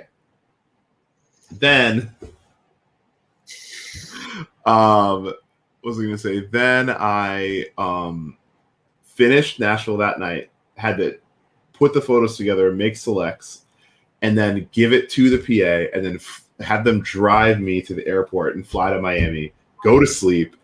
So it was the day in between was like a travel and an edit day. Go to sleep, then get up in Miami at 5 a.m. and shoot all day again. What'd you say? It's like Groundhog's Day. Miami was a little better because it was like, I was like, I'm near my people. Like I feel good about this. Yeah. And then the last one, Birmingham, was tough. I remember around noon, I was like, I was dragging real hard, but I just knew like, all right, I'm so close. Like I'm so close. Yeah. And you're having to talk to people, probably convince people to like sign. Yeah. So we had to plan releases, but we had budgets each day to pay people to be photographed, which was cool. And so like one of the photos, the photo of the people serving food was from a homeless shelter. And basically, one of the location scouts was like, look, those homeless shelters great. If we just like donate maybe $300 to them, maybe they'll let us hang out for an hour. And so we did. And they were really sweet. I actually got to send them some photos. But my two favorite photos from it were this one, which was toward the end of the day in Birmingham. Yeah. It was like a super powerful moment. It was just funny because this photo looks much more dramatic than it was. Yeah. But for that kid, it felt dramatic. He hadn't cut his hair in a while, and his dad is the barber there and insisted, I'm cutting your hair right now, son. So he sits him down, cuts his hair, and you can tell my favorite part about the photo is if you look at his hand, he's gripping the chair because he's so unhappy getting his hair cut. And that detail means a lot to me. And so like I've really leaned into what that storytelling looks like. Like even this shoot, I was shooting stills for a McDonald's commercial. And I just happened to photograph this in between, and this photo means a lot to me because I think it just like kind of reminds me of trying to grow out of your environment and how it shapes you. Or even like, hold on, this photo, I took this when I was shooting a Coors Light like billboard. And I just saw this kid bike by a bunch of times, and at lunch I just walked over and took his photo and tried to line it up as best I could, and thought it was kind of cool and chaotic with the green and the red and stuff. And then here's a photo my friend Matt took, who was assisting me that day, of me taking the photo. And I always try to have everything, like you're talking about being an influencer. I think it's just more important to be as consistent as you can, right? Yeah. So share like those things about you that you feel comfortable with sharing. Because like you never know who'll learn from it, and it's good for you to reference back to. Taking back to the postmortem, and then secondly, this photo is actually inspired by if you remember, I remember this photo so viscerally, it's in my brain. This Jonathan Mannion photo of DMX with the pit bulls. And I just saw this kid shirtless at the park, and I asked him if I could take his photo. I asked his dad, and he was like, yeah, totally. And I wish I'd moved back a little bit, but I was laying on the ground. No. Actually, I think this is wide enough. just for the crop, but it was just, for me, it was a photo that I really really meant a lot to me. Where is this? It's in Biscayne Park. Okay. Right at Sunset. The shelter that you mentioned, was that in Miami? No, it was in Birmingham. Oh, okay. It was Firehouse. Shout out to Ann Reigel. That was fun. In Nashville, I just ate Publix. In Miami, I had dinner with my friend Dana that I went to college with. And then in Birmingham, after the executive director of the shelter took me to dinner, we went to like a secret Chinese restaurant. It was awesome. Ooh. I was exhausted, but I was like, I need to eat food. So. Mm-hmm. That's so cool.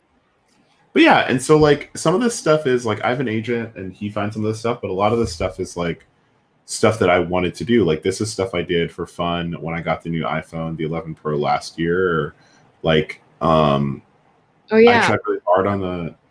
Sorry. Pro. Tell me about that 12 Pro. Sorry, I keep interrupting you. I'm really bad at that. I have the Max somewhere. I can go get it, but I feel like I don't want to like just completely walk out of my own stream. You can. I don't mind. I just decided to upgrade, but I am really excited about the camera on it. I'm waiting for. What did you end up getting? The 12 Pro. Okay. Cool. Yeah. No, I really like it. Yeah. The XR, I really don't like the camera on it. I've never been that picky about my phone camera, but there's something about the colors that's not. I don't like it. So Yeah, it's feedback I gave them. I thought that with the 10R and the 10S, 10R, I thought the 10R did a better job, but I feel like the 10 and the 10S, I felt like they were. There was a lot of math happening. Like I feel like there's more digital work, but I think the thing that was really, really nice. Hold on. So good news. We're at like an hour 45, and I'd like to go to like 2 hours and 5 minutes. So like if you have 20 more minutes, the thing I think that's really, really nice about the 12 Pro is I really feel like the software and the hardware are working really well together. Yeah. Right? As much as we like to joke about there being 3 lenses, I think that it was actually a really smart idea because it took away from like our desire to just always like work and edit digitally. Because you can hop in and switch between the focal lengths, you really have a firm understanding where like digital zoom starts and where optical zoom ends. And then on top of that, I really feel like it was like really accepting light a lot better and not trying to make a lot of judgments. It was just like working for you, and then the LiDAR and the depth mapping like then worked for you to then create some depth, but it wasn't this thing where immediately you were hopping in and you feel like the phone was trying to guess what you wanted. Yeah, that's exactly what the XR feels like to me. It's like making decisions for me. So yeah, I mean, I guess looking at your work now, we know we talked about what you're good at, right? And so I guess the thing I would ask next are like, dream clients for you. Who would those be? Oof. Dream. I really like Cotopaxi, like Patagonia and stuff, the bigger like outdoor brands I do love, but I also like Cotopaxi is kind of newer in the industry. I like Topo Designs. A lot of this like outdoor brand stuff or like things that I guess part of me is also like looking for more of like a meaning. I don't want to say that like it's vapid what a lot of the work that I do, but like I don't know if I want to be doing like social media photos for hotels for the rest of my life. Yeah. That's why I liked the North Face thing, because like it was an outdoor company, but also the mission behind it was really special. I can't remember if it's Benjamin Heath. Yeah. Yeah, he like did some work for like water organization or something. Charity Water. Yeah, I thought that work was really cool. Even if it's just like a brand where like they're using tools that maybe other people wouldn't be using, like recycled things or things like that. I don't know. I think I'm looking for more like meaning or longevity to certain work, if that makes sense. Well, I mean, sometimes the things that you photograph that you won't realize do end up having longevity. I'd counter with that. I think that in every space you're in, there's a valuable story to tell, and sometimes like the capitalism of it takes over, for sure. But like to be real with you, things cost money, and like to be able to like work in that space, like maybe that same hotel you go to now and you say, hey, like, can you help me create an event where I can make space for other women of color? And so maybe the thing that you want to start with is like, I want to build this community, or I want to work on this thing as a woman of color who grew up in a space that wasn't this outdoor focus. What would that entry into that look like? And why don't you give me the space to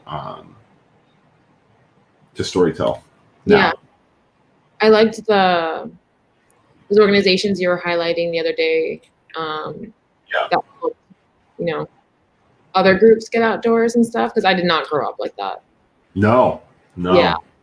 No, I didn't even know what the Boy Scouts was for like a minute. I thought the Girl Scouts wasn't a real thing either.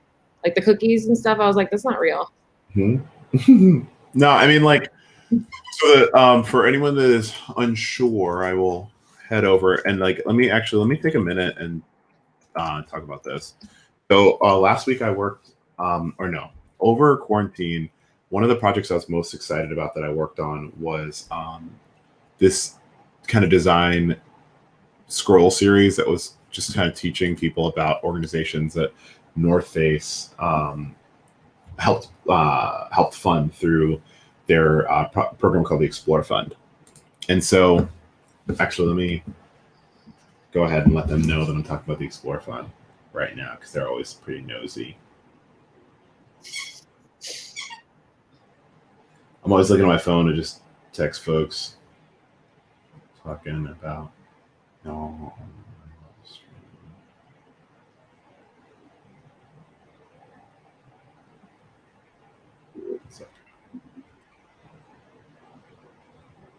Also, if anyone has any questions about what I'm saying and you don't want to talk to them now, you're welcome to DM me in the future.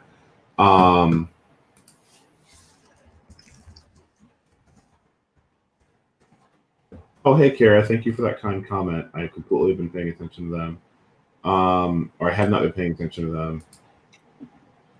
1 second. Carla, hold on. I completely like all these comments. Okay. So, Mercurial Forte asked me if I experienced self-doubt and imposter syndrome. Of course. You wonder like how and why you were the one who was allowed to do this thing, like why someone trusted you and if you can do it. And so I guess to speak about it, I did a big brand strategy thing with North Face as to how to storytell about their organizations digitally. And so we did 5 stories: Paradox Works, Greening Youth, Outdoor Afro, SOS Outreach, Outdoor Outreach. And they're all focused on how to storytell and give people the shine they have. So not only is it important to have money, but to get their recognition as organizations that help people get outdoors. And I had experienced a lot of imposter syndrome last week because the only story that got a lot of hate was you look at like, this is 18 comments, 14, 15, 145. It was Outdoor Afro. And there's all these comments in here that are about like, this is racist, that North Face is spending money to make a segregationist group for just Black people. And it was really frustrating for me. I felt really like now they have to have their own name, or like just a bunch of other like not pleasant things to read. And there were a lot of really positive comments in there, but I felt a lot of imposter syndrome because I was asking myself if I told the story of this organization properly and why it was getting so much negative feedback. And so my imposter syndrome, I think, is more rooted in, I would say the way to attack it is to make your work not just about you, but about people. Make yourself responsible and accountable to people. So when I do stories about the Arctic National Wildlife Refuge or people that can't vote in Florida, knowing that like the win here is for them to be seen and heard and for their vision to be translated, then like I feel less crummy if I don't like take a banger photo and more that like they see it and go, yeah, that was me. And then, all right, if you have any thoughts about that, Carla. Dogs Archon in the UK. Oh, nice, Kara. You got Kara got the 12 mini. How do you like it? Is it super small? Like my hands are kind of big, so I don't know how I feel about it. But the Pro Max, I have it in another room. I might grab it really fast if folks want to see that. But essentially, like, I think it's really, really cool. I was surprised because I've never had a Max before that it wasn't as huge. Excuse me, as I thought it was. But yeah, and then Richard, if you have questions about RAW or about any editing things, like if anyone has any questions, we can do streams in the future about this. So like what I would advise is just go ahead and leave those as comments for me, or DM them to me, and I can answer them like now or later or whatever. And people ask you for this, let me pop in. If for whatever reason you want to pay me money for watching this stream, you can Venmo me. I feel really weird about that, but people ask, so that helps. And then back to what you were asking me, Carla. Oh yeah, just about working with. Wait, what was I asking you about? Hey, Pupper. You were asking me about, and I think I'm going to do a stream where I talk about the difference between the 12 Pro and the 12 Pro Max. Oh yeah. I think you're asking me about like this project. So yeah, this project was really cool. So originally it was supposed to be before COVID. I got hired, but last year when I went to Alaska, I made a small book and we sold prints. And like we help raise money for the Gwitchin steering committee that they use for whatever they want because they have that right. And I encourage that. Sorry, that sounded pejorative. They did that, and I was really, really happy about it. And they North Face, the Explore Fund, really liked it, and Eric decided he wanted to hire me again. I don't know why. And so I was originally hired to make like a zine-like thing with these organizations to celebrate the 10-year anniversary of the Explore Fund. And so I was supposed to fly to Seattle on March 3rd. And you know what happened in Seattle? Coronavirus. So that got, and what was supposed to be a pretty quick thing ended up being no one flew anywhere. And so it became a weird project where I was supposed to make a zine and like some digital stuff. And then all of a sudden it turned into just for social media. It was supposed to be for the website. Like I ended up having to do a lot of different iterations, a lot of different pitches. But what ended up coming out of it was this like kind of parallax scroll that was inspired by Temi Coker. Shout out to Temi. My cousin Alyssa helped me with this. She's amazing. And then I wrote these descriptions. I sourced photos from both the organizations, and then I did FaceTime portraits like this that we then imposed in and interviewed everyone over Zoom, recorded it, and then took notes to get good quotes like this one. This one really stands out to me, where Caitlin says, "I feel the most graceful and whole when I'm climbing. My body feels like a complete coordinated unit. Climbing has taken away every negative self-image I've had and dissolved them." Wow.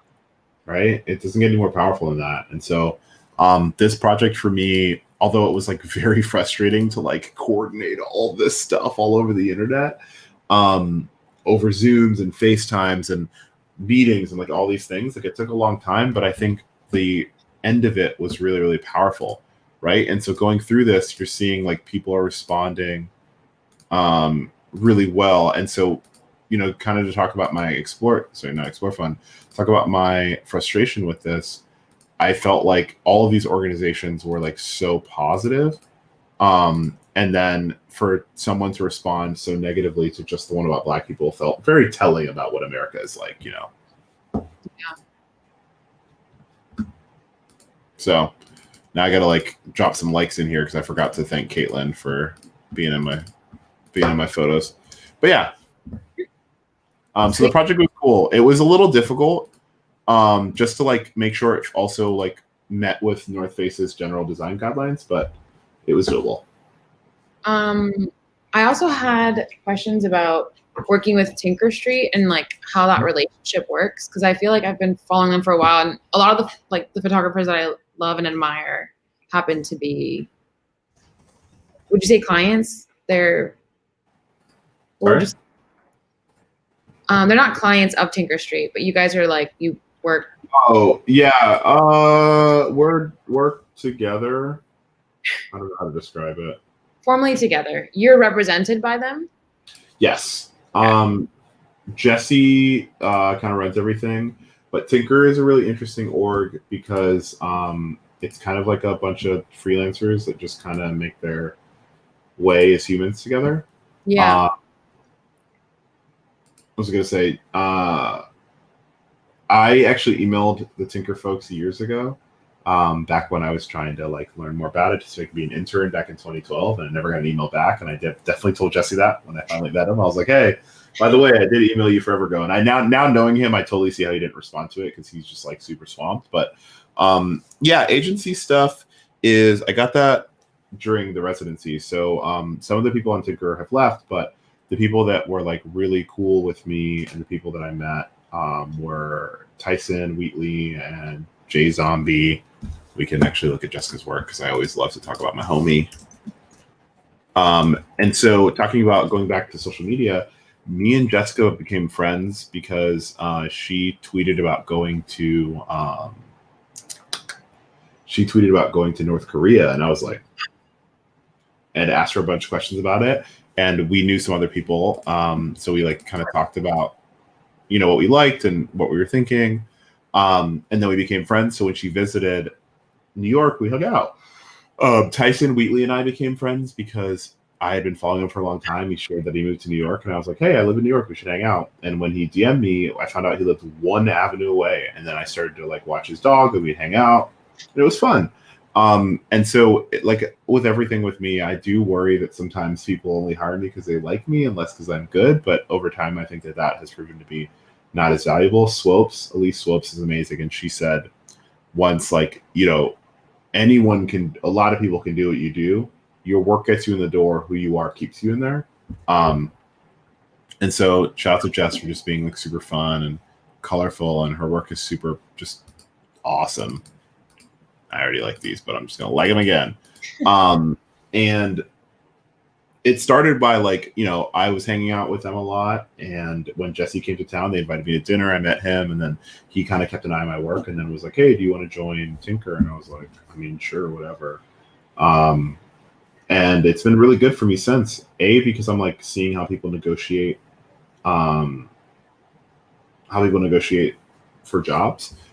B, because I like could just sit in on conversations and situations I never had access to. Mm-hmm. And C, because then like I can use that information sometimes to help other people when they're curious about what I should say and like give feedback to like how they want to think about price and stuff.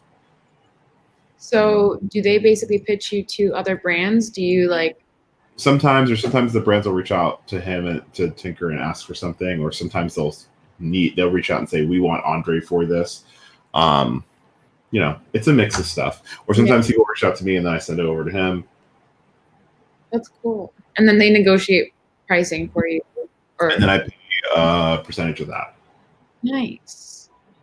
But like it's not, because some people like you do all the work and you feel frustrated because you're like, my agent isn't getting me any more money, and I feel like they're kind of taking my money. And for some people, they don't like anyone like telling them what to do or controlling them. And I don't really think that's what I have at all, but it depends on the person. And for me, like, Jesse's a weird dude and he does what he wants to do, and then we connect on work, and then we talk about like life stuff, and then we like kind of run away from there. And so I'm not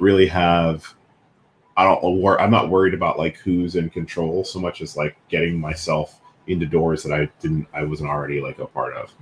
Yeah. That's really neat. I'd been following it for a while and I didn't really know like how it worked. Oh yeah. I mean, every agency is different.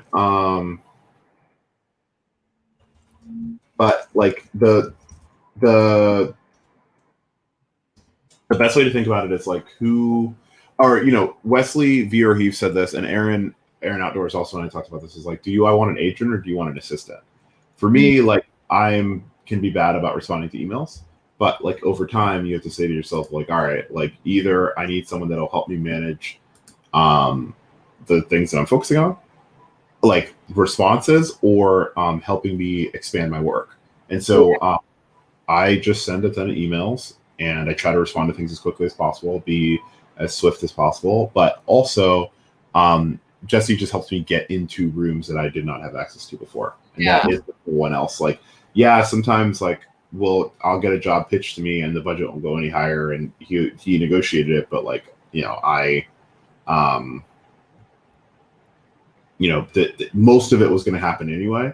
Yeah. But more importantly, there's a ton of things that I didn't even know existed or wasn't going to have access to, or like just wasn't able to get a part of, or get into without like someone opening the door for me. And it sucks sometimes to be like, well, I'm like a young artist of color or like a medium age, I don't know, whatever, artist of color, and I need like this older white dude to open the door for me. But like, that's what it is, right?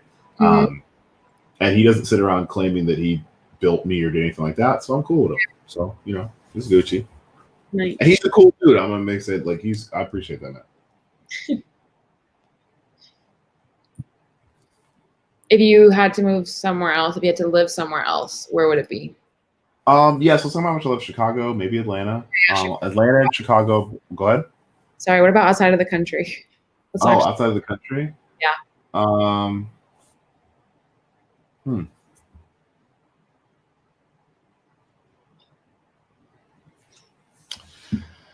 Being born in Jamaica, I like do feel like a great shame that I haven't lived there or spent more time there. Also, like, I think Copenhagen seems interesting in that like it seems organized. I'm also like afraid of going to places with no Black people because that's a L. I know Accra is actually very, very beautiful. Or Accra. I never know how to say that properly. Um, Let me think.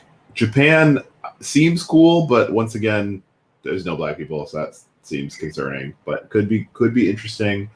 London doesn't really interest me because although I love Sherlock and like other British things, I think British people like have an inflated sense of self. Their island is very tiny, and after all of this, all of their food is terrible. After all this pillaging and raping and like colonialism, they have nothing to show for it. But live in Spain will be lit. You know, get some paella, take some siestas. Mm-hmm. You could live in Barcelona and go to the beach and be in like a kind of a hybrid city, and it's a little bit cleaner than New York. That could be cool. I don't know, lots of places. What about you? I was gonna say Spain. Just that it'd be easy for me, obviously, in a way. How so? Because I speak Spanish. That's the only way in which it would be easy. No, I just like that it's in it's in Europe. You can get around to other places a little easier, or a different side of the world a little easier. Yeah. I don't know where else here I would live. Portland is like, I really like it just because of the accessibility to the outdoors. Yeah, that would be awesome. To live in Portland. I just a lot. What'd you say? Do you visit Jamaica a lot?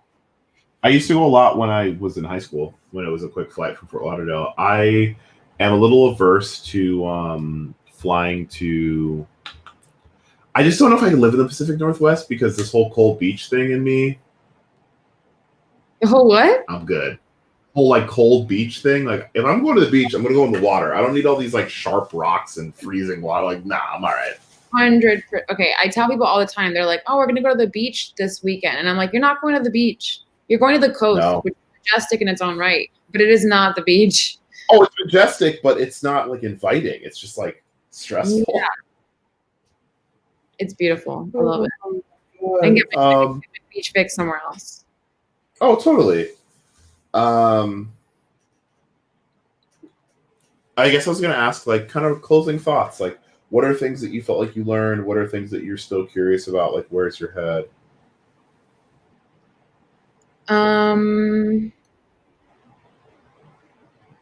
I think it's made me, the conversation has made me think more about, I guess, where I want to go next. Mm-hmm. It's also reminded me I should be like making work regardless of if I'm making money from it or not, because I do enjoy it and it is my passion. It's not as intimidating as I thought to like reach out to other people. Like, because the real part about it is like, what happens, right? If nothing happens, like nothing happens. You know what I mean? Like you good either way. You eat in, somebody loves you, like nobody responds not because your work is bad.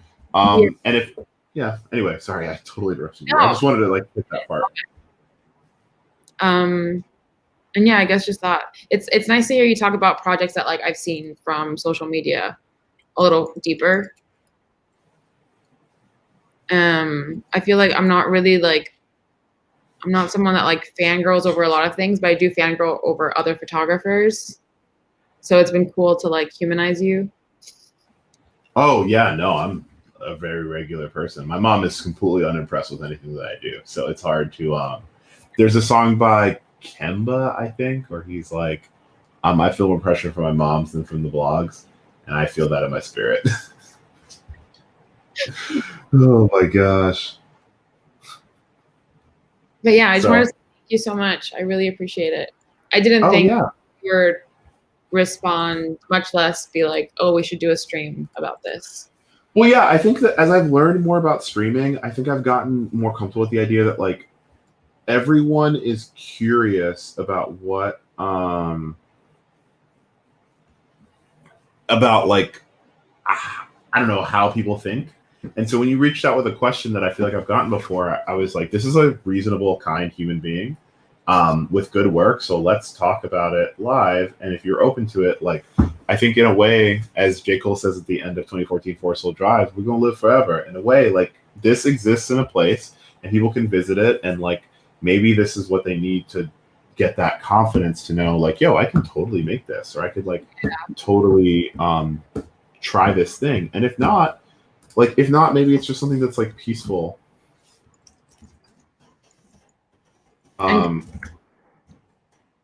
Maybe it's just something that like is something to do while you're in the background. So I just find streaming to be like not like a TV show, but like maybe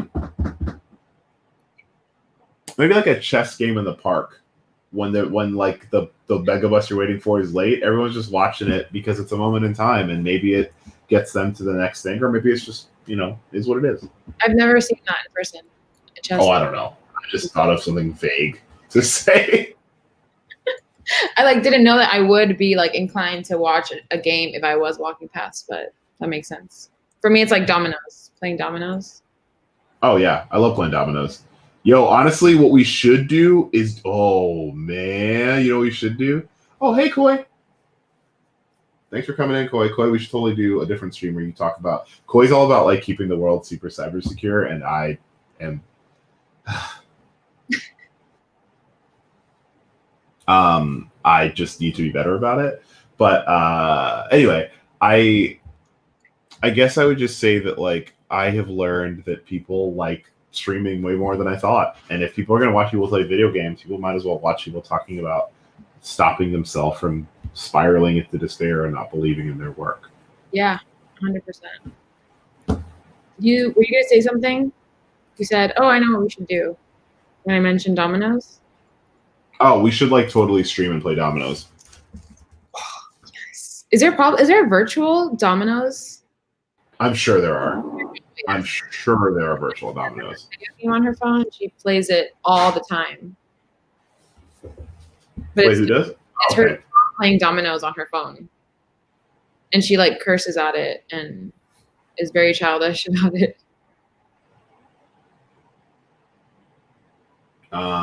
Before you go, can you introduce your puppy to the world? Yeah, she's like by the Google.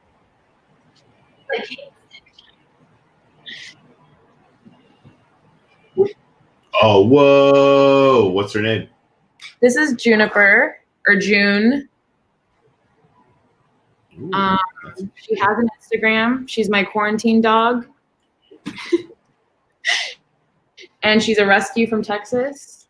And she's a border collie mix. Ooh, that's fun. I like that. Okay, well, all right, little buddy. I see your little ears. I guess I'll see you later. Goodbye. I guess wrapping up, like, you should totally feel confidence. You making cool stuff. You homies, you know what I'm saying? And going forward, if you have other questions, like, for me, this has really surprised me talking about what we're good at. I didn't think that anyone would want to listen to me talk for any reason, but we've had like, I think over at Behance, 23 people watching like right now actively, and 10 people are watching through Twitter and YouTube. Nice. But throughout, we've had people coming in and out. And it's been like one of those things where I think people are just looking for an opportunity to feel like a human being. Yeah, 100%. So why don't you, can you see the chat? I can't. Maybe there is somewhere where I can see it. No, I can't. Okay. Well, hold on. Let me see if I can. Hi, Crease. Thank you. Yeah. Why don't you write in? Oh, you just saw it because I put it on the main screen? Yeah. Okay. I guess let me drop your links in the. Where can people find your work? What's your website? www.carlajulett.com. So for the folks, if anyone's trying to hire, you already know, in the Portland area, give us your little 30-second elevator pitch as we kind of walk off here. Got to be ready. Experienced lifestyle photographer, food, interiors, outdoor space. I'd love to work with your brand. And that's it. I really was not prepared for today. Oh, you know what? Preparation is when opportunity meets that song by Nipsey Hussle. Dedication. Oh. Oh, we got your LinkedIn on here? What? Oh, Professional.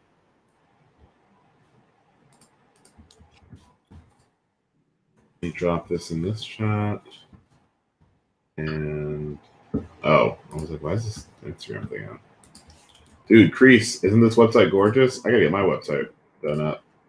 Oh no, that's yeah, we'll just leave that there. That works. But yeah, no. Round of applause and thank yous for you. And hopefully like you left with some confidence and like thanks for making time and space. Thank you so much. This is awesome. See you later. I'm excited to Bye. go read everything. Bye. Yeah, hopefully. I don't know how to hang out. Oh, here it is. Oh, I got you. Well, I appreciate everybody. Thank you for taking time coming in. Some final thoughts. I have really leaned into making my streams more about an active conversation. And so sometimes I'm going to be editing while I'm talking. Sometimes I'm just going to be talking about ideas. I found that conversation and confidence is the thing that really helps give people the feel this like solidarity enough to keep going and make what they want to make. And so if you have anything that you're curious about or anything that you want to talk about or you think I can help you with or find someone to help you with, please send me a DM. This is going all over the place. And so I appreciate y'all. And if you're watching this and you want to watch it again later, it is going to be saved on my YouTube, which is youtube.com/Andre, as well as my Twitter at Andre Leroux. But once again, thank y'all so much. Oh, also my Behance, obviously. Shout out to the Behance team for all they do. And I'll call at y'all later. Bye.